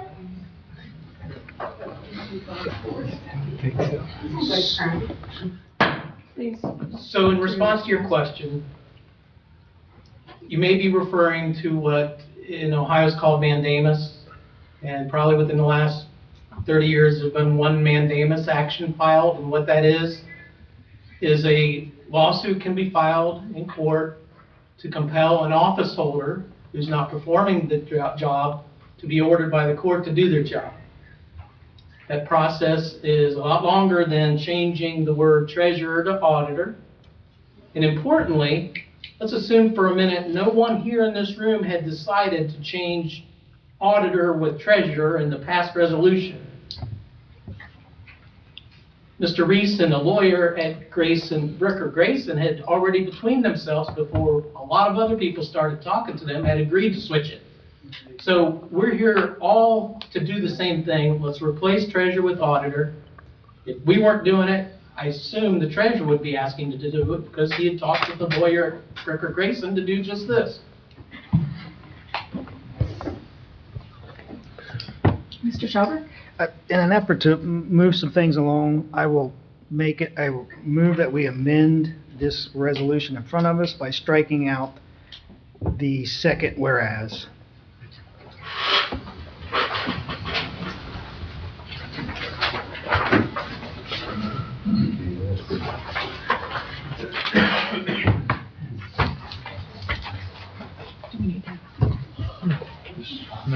there isn't a need to have a whereas that states that the treasurer refused to review or execute, when we clearly know that's not the truth. That's half truth, and it's just merely there to make someone look bad. Did it refer?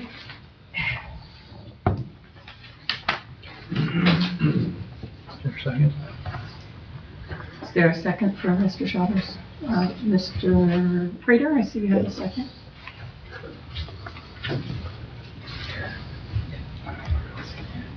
I mean, he's not here to ask at the moment, but did he refuse to review and execute? I know he didn't execute. So that was the question I asked him, and I'm not sure that I got a direct answer other than he was prompted with something that made him think that he was signing it by trying to read it. Ms. Lang? I don't know how we can take out the second whereas, because we've already passed a resolution stating that he is going to sign it. This is stating why we're doing the second resolution for the same thing we've already voted to execute, and was signed by the mayor. Mr. Chavez? Then I will withdraw my amendment and propose a different amendment that's in the second whereas, strikes out, however, when presented to the city treasurer, he refused to review or execute. That language changes nothing. I mean, Mr. Ralph Smith knows exactly how this works. He did the same thing to me over the night moves bus ordinance, so it changes absolutely nothing. But if you want to make someone look bad, then by golly, vote no for this amendment, or don't even second it. So we have a new proposal from Mr. Schaber. Second. And does that, Mr. Prater, then you would need to withdraw your I would second? withdraw. And we'll have Mr. T. Smith take that second.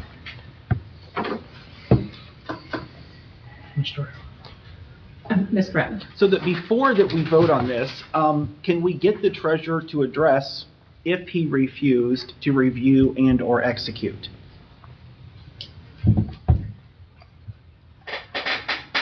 Mr. Reese, I know you had something else to say probably before, a little bit ago.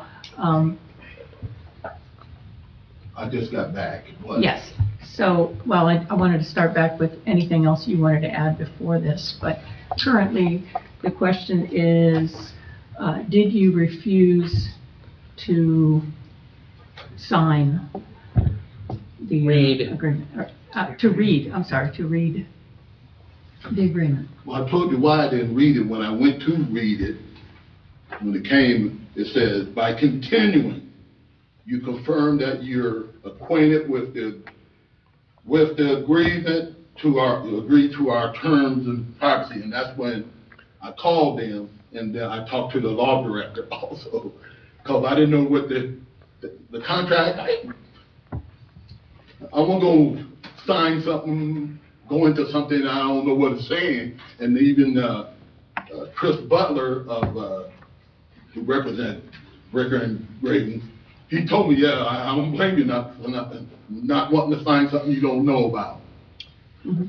Okay, thank you. Mr. Arson? Mr. Reese, how far down in the contract was that statement that said? No, that was that before I got into the Point of order, what relevance does this have to the amendment? I don't know if they asked me a question. Naomi Craigser, 65 Silver Street. I think the fact that he called the company up to try to get some clarification and did speak to Mr. Russell doesn't say that he totally said, I'm not going to do this. Right. The man tried to do something. He didn't understand what he was signing, and he refused to sign it. I would do the same thing for a $675,000 contract. If I didn't know what I was signing, I wouldn't sign it. He tried, it sounds like he tried to figure out what the contract said. He didn't feel comfortable saying it. He didn't refuse to do his job. You all just didn't like that he didn't sign the piece of paper that you wanted him to sign.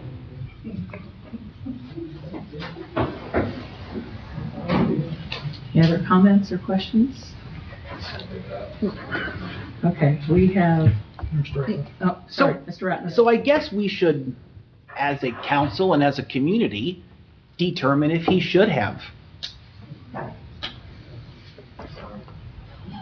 I mean, there was a vote of the people that they wanted a new firehouse. There was monies collected that the people all pitched in. There was a vote of council to execute the contract, and then it didn't get done. Is that a refusal? He didn't choose to do it.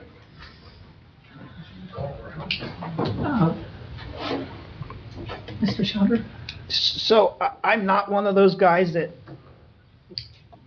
likes to say I told you so. But 2 weeks ago, when this was before council, the original version, I raised my hand. This is the very thing I wanted to talk about. I tried to get up in front of it, but no, I was not allowed to speak. After the meeting, I went straight to Mark Russell, and we had this discussion. So let's move forward and stop harping on, I think there's a consensus that the auditor will sign it. Let's move forward and move this project on. Why are we beating this dead horse to death? I mean, it's 10 minutes after 8. We've accomplished nothing.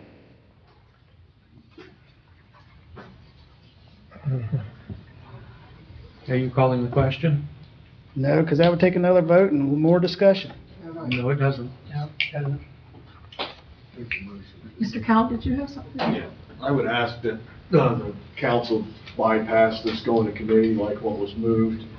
As right now, McCall Sharp is working without a contract. They've done extensive work on this project already. I think we've had a half a dozen meetings with them. They've done renderings. We have a floor plan almost completely done that you're welcome to look at. And they're doing it all in good faith. I'm gonna pass those down. And to be clear, I was the one that contacted Rick Brady when I heard there was reluctance to sign the contract, and had Chris Butler contact Mr. Reed. Thank you, Mr. Cowell. Just to clarify, you do have a motion and a second to amend, and I think I'll have the clerk reread that before we take that vote. Ms. Lang? Just a comment, back to Mr. Schauber. We wouldn't be here the extra time that we've been here tonight if everything would have been executed the way it was supposed to have been. Exactly. If I was allowed to ask my questions that night. You were asked, and you said After the no. vote, you cannot go back, and we're still not accomplishing anything. We still want to go backwards. Let's vote on the amendment. We're not even talking about the amendment right now. No discussion is, this has nothing to do with an amendment that I just proposed. That's where the discussion should be at. I'd just like to know what ORC we're doing this under, because Mr. Watts seemed to be concerned with it. So I'd like to get hold of the auditor of state tomorrow and see if they're concerned with it. So if I could get the ORC that we're changing this from auditor, treasurer to auditor, I'd appreciate it. Anyone? Mr. Russell? Just give me a minute and I'll find it.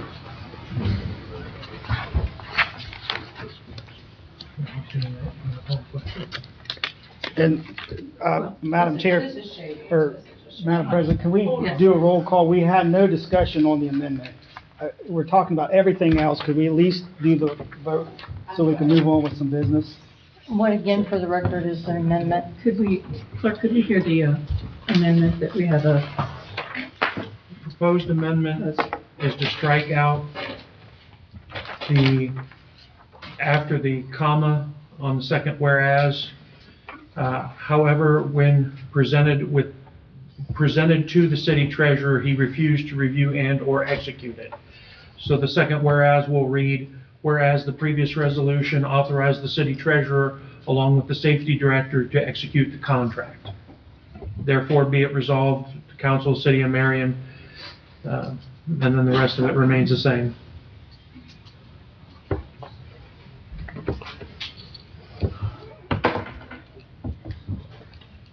And who was that second by, please? Mr. T. Smith. Thank you. All right. Mr. Barr? Yes. Mr. Ratliff? No. Mr. Schauber? Yes. Ms. Lang? No. Mr. T. Smith? Yes. Mr. Prater? Yes. Mr. Dickel? Yes. Mr. R. Smith? Yes. Mr. Rollins? No. 6-2. Passes, or 6-3 passes. 6-3. Okay. Motion passes. To amend. You need to read. Resolution 2025-020, resolution amending Resolution 2025-019 to replace treasurer with auditor and declaring an emergency as amended. Mr. Schauber. Mr. Schauber and then Mr. Smith. I move we adopt. I'm sorry. Or Suspend suspend the three rules. readings. Sorry. Second. We have a motion to suspend the three reading rule and second for Mr. T. Smith. Any other comments or questions? Sam, Craig, 65 Silver Street, could I get that ORC, please? Mr. Russell still. Is there a council member or administrator that would like me to respond to Ms. Craig's question? Yeah, yes, I would like I the ORC. just wondered if you were involved. Because it was, in our discussion 2 weeks ago, you cited an ORC, and I don't recall what it was. So yes, refresh my memory. So Bricker Graydon responded with 570541 is the taxation code section that talks about the fiscal officer's responsibilities. So to answer the questions, 5705.41. A taxation code.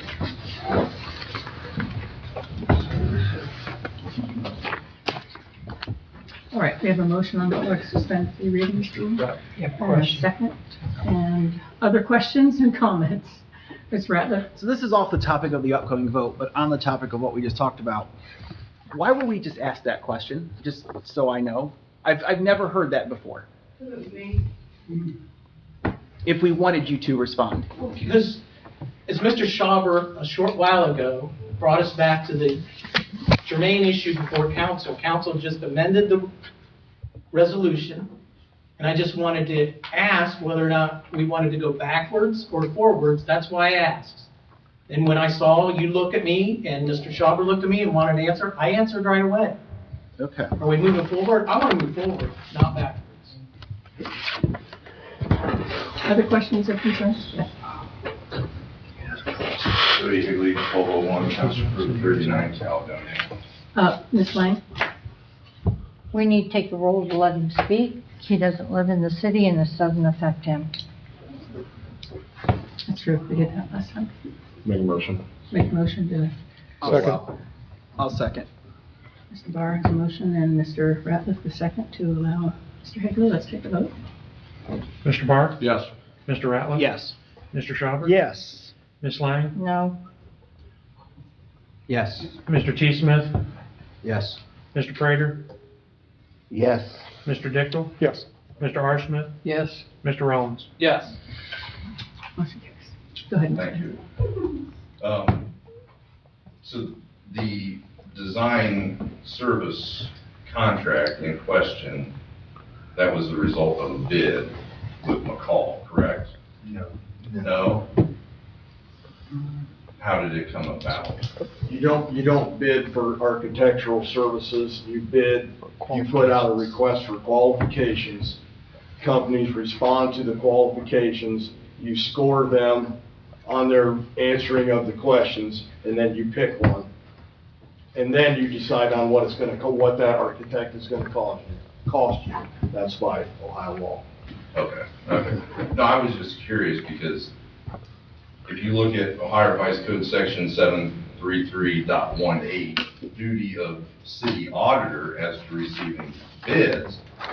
Now it states, when bids are required to be filed for the letting of contracts by the Director of Public Service or the Director of Public Safety, the city auditor or his chief deputy shall attend and assist at the opening thereof and inspect them.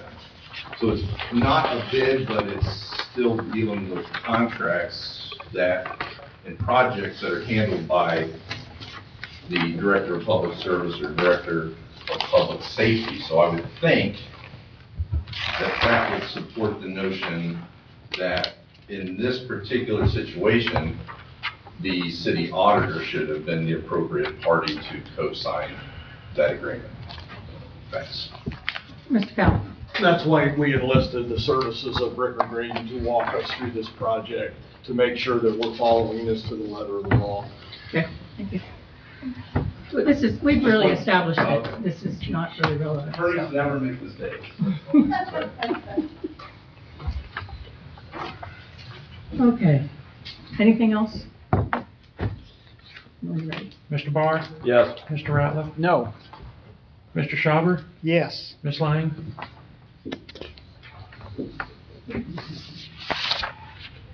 I'm confused on what we're voting on. Suspending the rules. 3 readings. Yes, Mr. T. Smith? Yes. Mr. Prater? Yes. Mr. Dickel? Yes. Mr. R. Smith? Yes. Mr. Rollins? No. Motion carries 7-2. Mr. Ratliff voted no. Oh, did I miss one? Oh, sorry.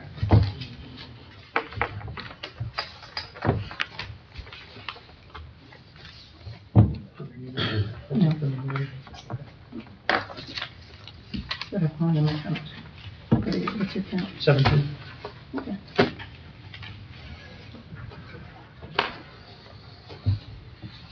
All right, Mr. Barr. Motion to adopt. We have a motion to adopt from Mr. Barr and a second from Mr. R. Smith. Any other questions or comments? All right, go ahead. Mr. Barr? Yes. Mr. Ratliff? No. Mr. Schauber? Yes. Ms. Lang? no, Mr. T. Smith? Yes. Mr. Prater? Yes. Mr. Dickel? Yes. Mr. R. Smith? No. Mr. Rollins? Yes.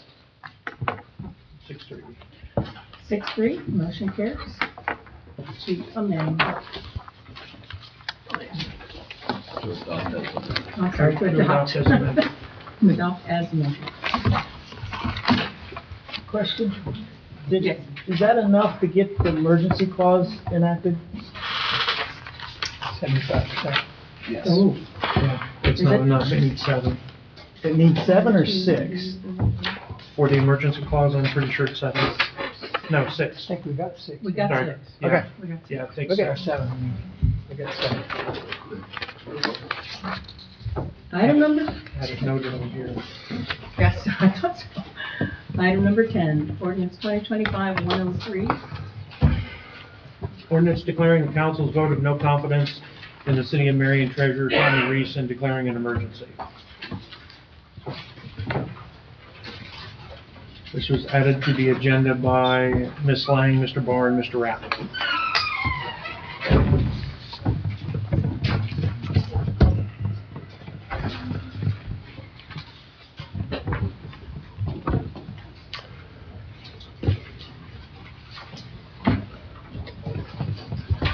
I have a question or a comment. First comment, it says the council finds it necessary, given countless unexplained refusals by Treasurer Reese to perform his duties in office.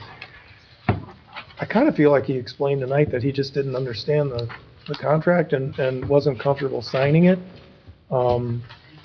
He did contact the lawyers and tried to have it explained to him.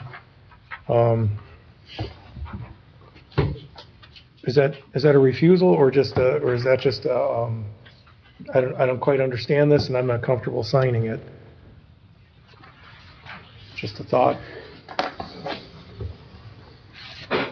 Mr. R. Smith?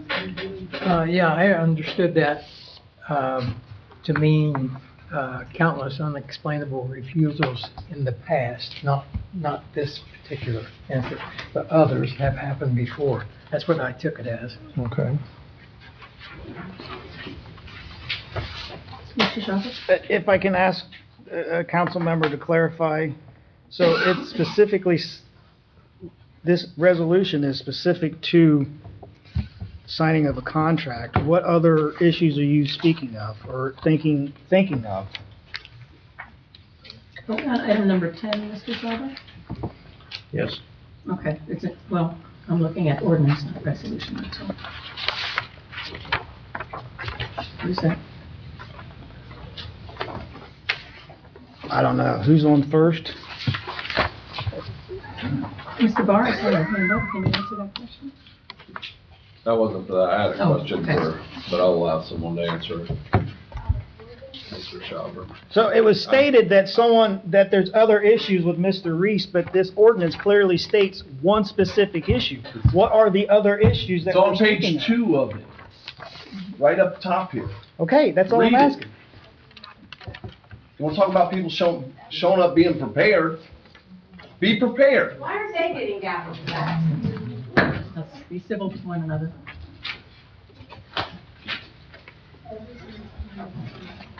Mr. T. Smith? Question for the law director. It says the council declares it necessary to demand the utilization of ORC 733.78. What is that referencing on the second page? That's the RCO. What? So there's a procedure, and we've talked about it numerous times before, where a council member can complete an affidavit, forward that affidavit to the auditor of state. The proceedings can be undertaken to have an office holder removed. So it's the removal of an office holder. Okay. What kind of cost is typically associated with that? Like, I'm sure there's So a by cost. statute, the proceedings that we've talked about before in the past 4 to 5 years that take place in the probate court of Marion County, that process, by statute, the law director is the prosecutor of the case, so there's no attorney cost associated with that. There's an auditor of state process with the completion of an affidavit by a council person submitted to the state auditor. I'm not familiar with that, but I can't imagine there's costs associated with that because it's being forwarded to the auditor of state to review the council person's affidavit. Okay. Thank you for that information. Mr. President? Yeah, I have a question. On page 2, the third paragraph down, it says the treasurer has failed to make reasonable city cash management determinations as to monies held, city funds, and active nonfeasance. I question the two words refused, failed. They don't seem to go together. It's either one or the other. I think it should be a slash between. Should be a slash. Slash. Is that just a typo? Okay. I didn't write it. Assume it is. So this is written not just for this what we just voted on, it's written for, in general, for behaviors over the last, yes. That's correct. Yes, Mr. Barr? Mr. Cal, did you say you initiated this and had someone from that firm reach out to Mr. Reese? That's correct. And that's how that originated? But then I'm assuming when Mr. Reese was on there and he had questions, he called that number also. So all this was already in the process? I told Chris Butler from Rickford Reagan that he had some questions about it, that he would probably be better qualified to answer than I, and to reach out to Mr. Reese. So Mr. Butler called you Mr. Reese, or Mr. Reese, you called Mr. Butler? I called him a couple of times. Oh, yeah. Who called who first? Hold on. He just said he called him. Yes, I called him. He told me he was gonna call me, but he never did, so I called him. And I talked to him twice.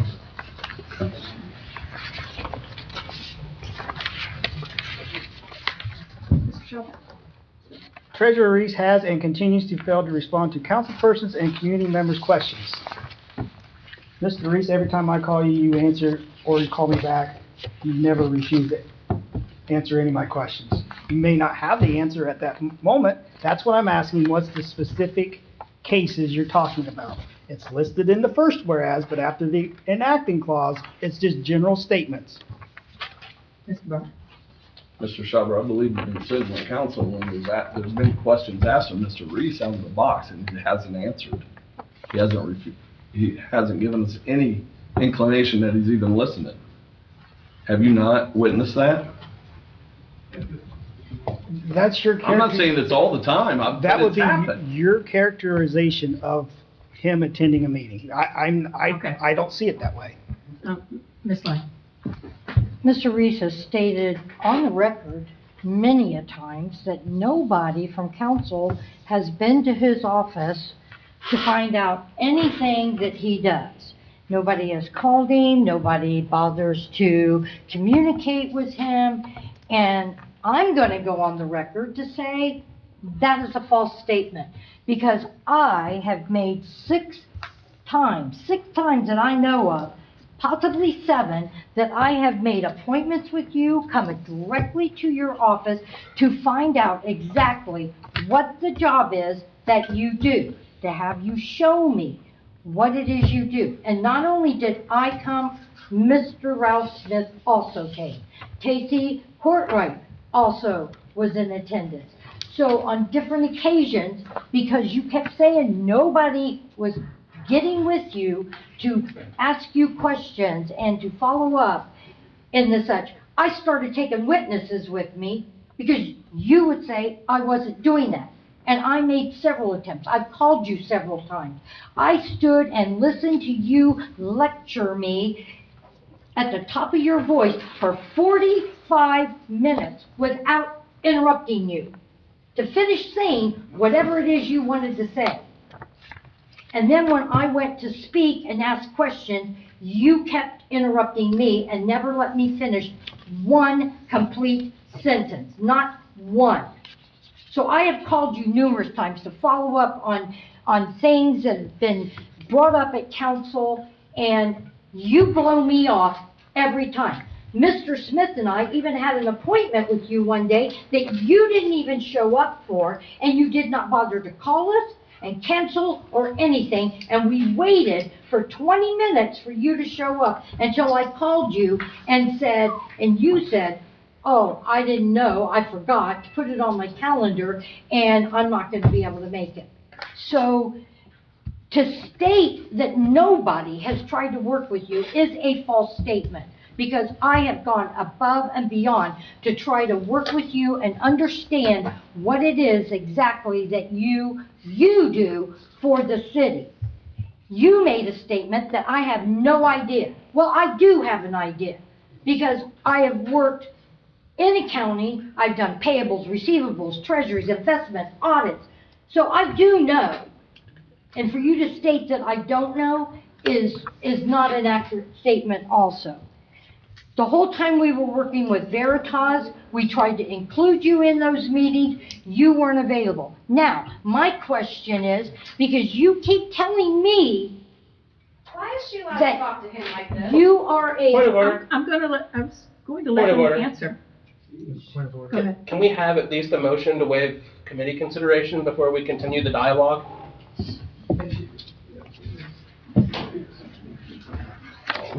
Was that a motion, Mr. Rollins? It was not a motion. I thought we had... It was a point of Oh, order. you're right. I'm sorry, I'm out of papers, so I'm making my own. Yes, thank you, Mr. Rollins. Does somebody have that? I'll make a motion to waive Rule 56. Mr. Barr. Motion to waive Rule 56, committees. Ms. Lang, is that I'll second it.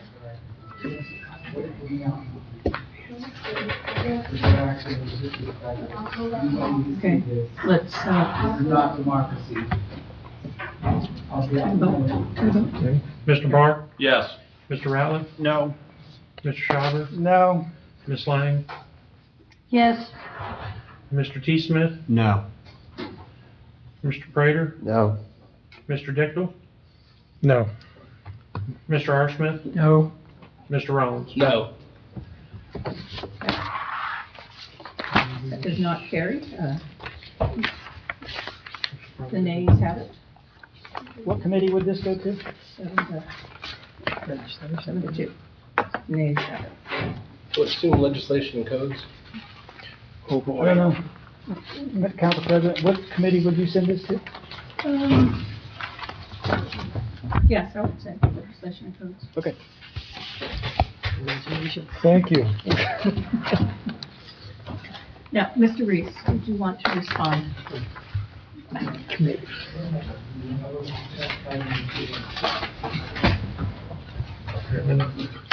I know it's late and I really want to be quiet, but first time Ralph Smith and Twyla came to my office, they was telling me what I'm supposed to do. They didn't come ask me what my job was. That's all I'm saying. Can I have one question of the law director?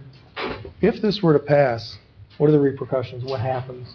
So we've been here before, council has passed a resolution or ordinance of no confidence in the auditor.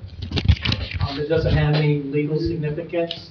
The legal significance would be in the statutory reference that Mr.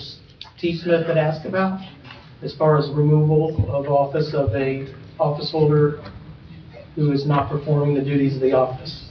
Okay. Thank you, Mr. President. Moving on to matters now on the agenda. Administration of council. Ms. Lang. Yes. Since this is done, but matters not on the agenda, so that I can better understand, for my clarification, Mr. Reese continues to say that he's a part-time employee, and so I would like to know what days does he work and what hours does he hold, so that if I do need to get a hold of him, I know when and where and how I need to get in touch with him.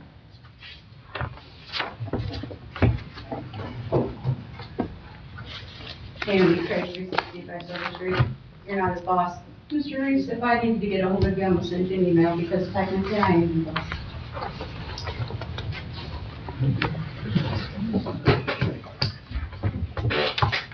Mr. Arsenic. Yeah, are you done? Hmm? Are you done, Ms. Lang? Well, I didn't get an answer to my question. I guess I won't, because he doesn't have to answer to council, I guess. The question was about days and hours that you are, I I just guess, like to in your know what office. his office hours are and when, how to get a hold I of don't him. have any office hours.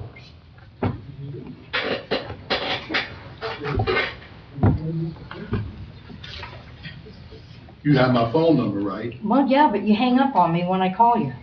You don't want to go there. All right. You don't want to go there. Mr. Arsenic. Yeah, I have a question concerning traffic studies. I was in traffic commission last Monday night. We had a traffic study, and they said that the fastest car going down the street was 54. The slowest car was 8 miles an hour. We had 22,000 some cars that went down that street during the 2-week period. And my thought on that was that when residents call in and complain about speeders going down the street, they're not complaining about the people that are going the speed limit or below. They're complaining about the people that are speeding. Why can't we, on a traffic study, take or count those people that are above the speed limit and average that speed rather than average the speed from the people that nobody really cares about anyway? So if the speed limit is 25, anybody that's above 25 on up to 54 or whatever, count those people and average the speed and see how bad it is of people speeding. Chief, you might be more familiar with information that can be gained from that traffic monitor. I'm not sure if that can be pulled. Yeah, that traffic study is done through the engineer's office. We can take a look at that study and try to figure it out. Okay, you don't, but you can count the ones that are above the speed limit? Doesn't give you, that's not an accurate number. Out of 22,000? Well, I mean, we do them all now, right? We I'm do not those. sure we got somebody to sit around and count through 22,000 items on that report, but I just wondered. if it's easily done, I'm sure we can check with the engineer's office. Okay, yeah, 'cause I It's still just- not gonna give you an accurate, if you do that, it's not gonna give you an accurate representation of what that actual average speed is on that street. Right, but So we're kind of skewing the numbers like a little bit. But the people are not complaining about people that are below the speed limit. And I'm just But trying to we have to address determine the if there's an concern. issue that needs addressing. Yeah. So we have to look at the law of averages. We can't just look at, well, on any given day, 10 people drive 60 miles an hour. We have to look at the law of averages, because Those are there the are ones that they're complaining 22,000 people Yeah. Yeah. Those are the ones that the people are complaining about. We all think people are driving, I have kids that play outside, everyone's driving too fast down my street. Right, but this would give you an accurate figure. Was that? But it's not accurate, that's not an average. Was that your, Mr. Rollins? Do you have another question or comment? No, I just think we need to learn math, I don't. Statistics, All right, it's tough. Any other matters? Naomi Craig, 365 Silver Street. Mine is actually related to traffic also. I was the leader for traffic commission the last time. But since the base flat of the person on the e-scooter in front of my house, we had a situation the other night. It was like 2:24 a.m. because I have it on my camera footage.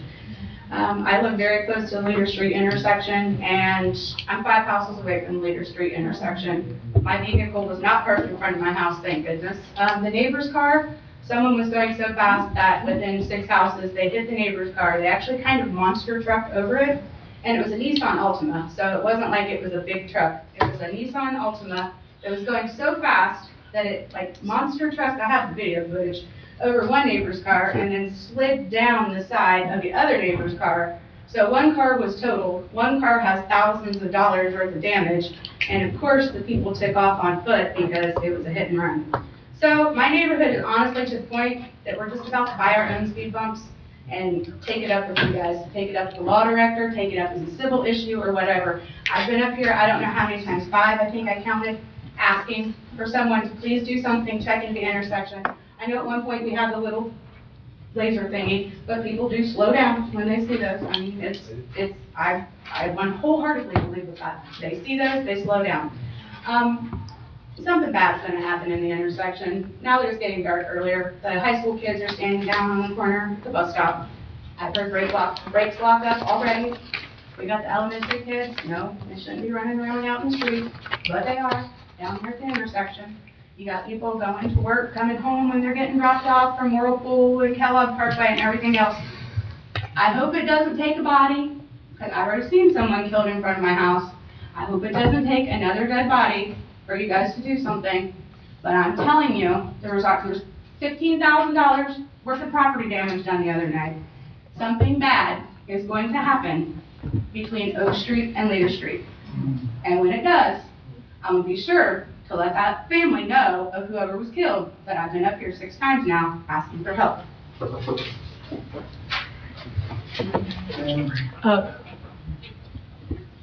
Did somebody else have something from council or admin?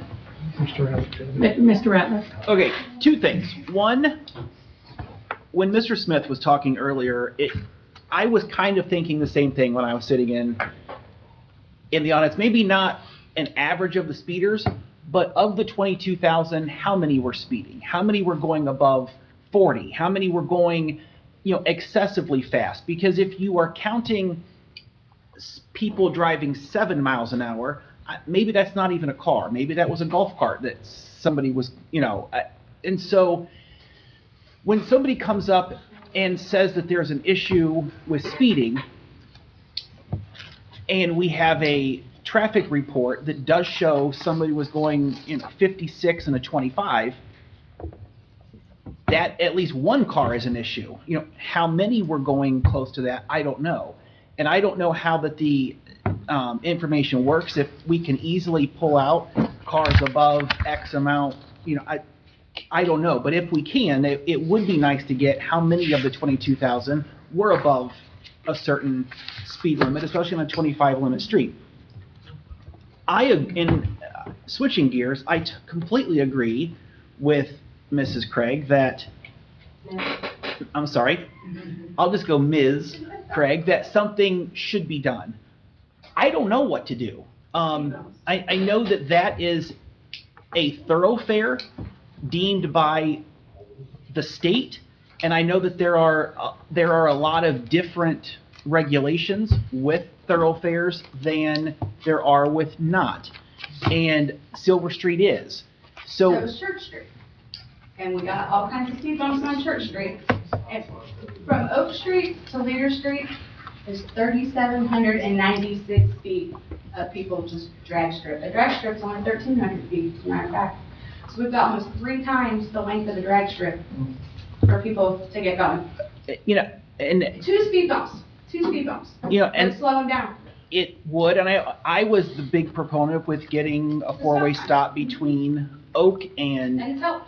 Mm-hmm. and Silver, and I do believe that it's helped. I think we've had some accidents there too, but I think But it's helped, I think we were going to have them whether there were stop signs there or not. And you know, we do need to do something. You know, I mean, I live there. I know. My Ring doorbell really 57 times in one day. And I would be interested in knowing how many cars go down our street, because it is a through street, it has to stay 35, I've known that for years. Church Street's a through street, we threw speed bumps all over that, stop signs wouldn't make sense because, you know, Fahey, I mean, those are just all little, there's nowhere to make a four-way stop really in the middle of Silver Street in that section. Correct. So a couple of speed bumps, I think, would really, especially if we gotten closer to the stop signs, because people won't have the chance, or maybe a little further, because people won't have the chance to start at the stop sign and just pedal to the metal, because is what they do. They get past the stop sign and then it's just free game. Yes, and so if we could get something looked at on the side, or it come to Traffic Commission, it would be appreciated by a lot of people Yes. throughout Very much so. that Mr. side of Prater, town. you had a question. Yes, Mr. Prater. Yeah, I know what you're talking about. Well, you're right over there at the school area. Yeah, and I drive down Leader Street, Silver, every day now since So I'm in you town. know it's a drag strip. And I do know that those high school kids are there in the dark. Mhm. And even when it gets closer Foggy. to December, the middle kids, little Mhm. kids. And the fog? You In the can't see fall, yes, and there is a lot of, there's speeding through school zones. Parents taking their kids to school going 35 in front of McKinley. I mean, I don't know if there's any total solution to get every idiot to stop, No. We can to try stop some. being a jerk. Mhm. I mean, you know, they put wild things on their car and they think they're men and they just, Well, see, we don't have a place to park out back, so I don't have an option but to park in the street. yeah. I've been sideswiped twice, I've been rear-ended once, I don't know how many mirrors we've lost over the years, so I'm not even here talking about myself right now, I'm talking about kids and my neighbor's stuff that's Look. thrown out, and dead bodies that I've seen in the street. Well, yeah, So- and I understand exactly what you're talking about, but, you know, maybe, I remember a couple of Speed years bumps are ago, $124, that's what I know. but, you know, maybe another stop sign between, because I do know from traveling down I Church can't think Street of every anywhere that day. we would put a stop sign that would make sense on Silver, and that part, can you, Mr. Ratliff? I No. can't think of where four-way, or, there's like side streets that come out and that's it. Commercial, Fahey, yeah, And Universal, and Merritt, and Maple. the and little Maple. Mhm. I used to live down that area a long time ago. Yeah, but I don't know how we would put a four-way. So I- if someone would consider something, we would appreciate it, if we needed to get those sign made, and the city come put them out, we'll pay for them ourselves, I'm to that point now. I- Yeah, so real quick, I hope the Traffic Commission does revisit Silver Street, 'cause I remember when we discussed this, probably, Mr. Daniels was on, council at the time, when we really looked into this. And that's where the idea of a thoroughfare or a through street, that's when Silver Street got that label. If you really, where does it go to? It goes to 309, but Prospect, you can't put a semi down through there. And at any moment, Yes, you can. you shouldn't, but at any moment during the day, there's a section of Silver Street that's shut down by trains for hours. So I think we need to re-examine the definition of Silver Street and reduce it to 25 mile an hour. Because it doesn't go anywhere, in my opinion. Anything else from admin? And then, well, I'm sorry, I saw this young man's hand first. Hi, Jason Hayes, 1026 Hunter Street. I just wanted to thank the streets department. My father's home burned down about 4 months ago, and they came over and they helped clean up a lot. And the mayor made an appearance, and so did First Ward City Councilman Sean Moore, and it's greatly appreciated, not just from my family, but from the community. So I just wanted to get that out there. Thank you very much.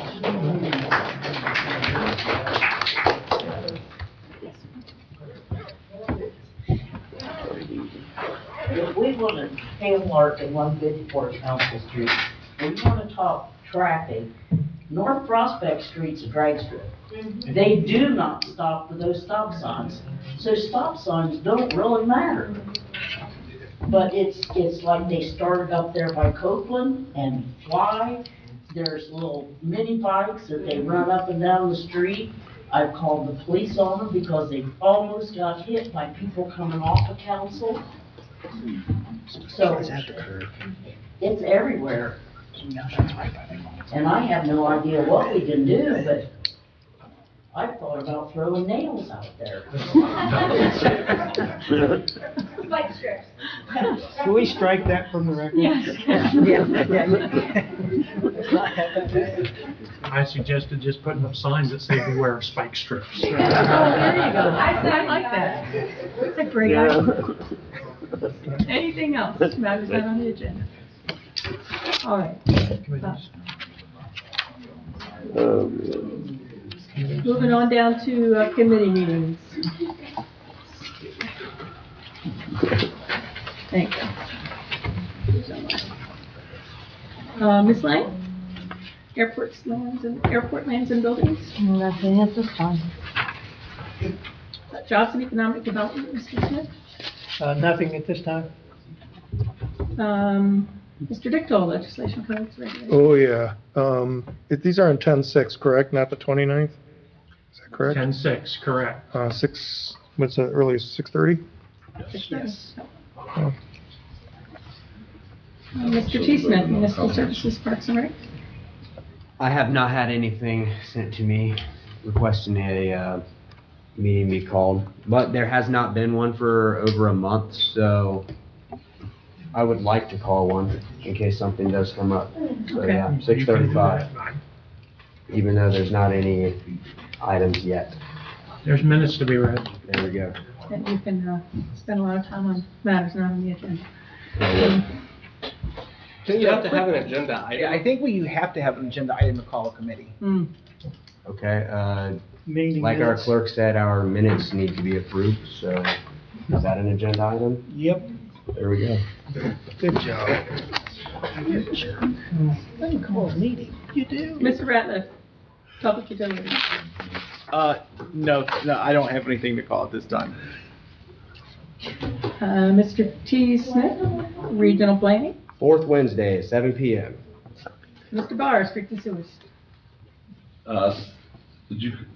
Was municipal services at 6:45 or 6:35? 35. 35, and we'll go 6:40, discuss the Silver Street Speedway.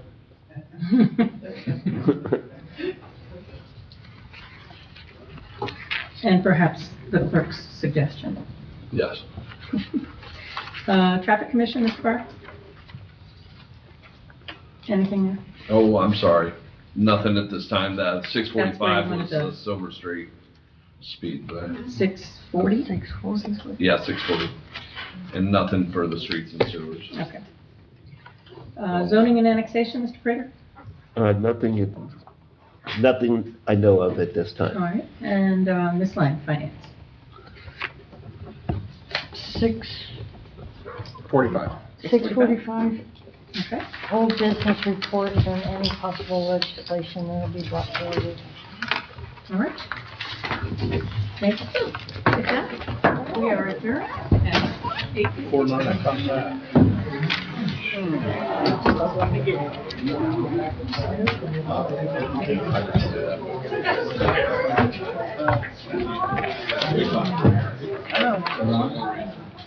Out walking the dog the Okay, other day, so- one of our Democrats What the hell said he's having happened? trouble getting hold of. So if you just park there. He ran again. Oh, well,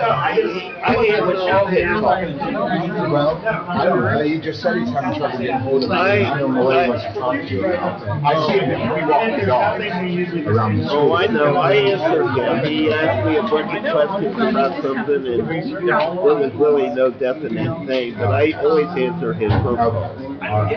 Yeah, Bart talks to me all the time. But you tell him if you see him tomorrow walking the dog, if he's got anything to ask me this week, call me up. Tell him, as long as I'm not driving a van. Well, yeah, you gotta realize you're doing other things.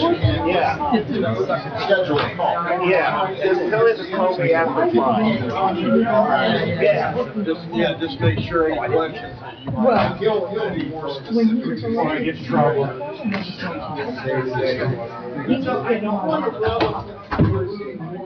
And access. And that was somebody, I guess, I don't know, you tell me.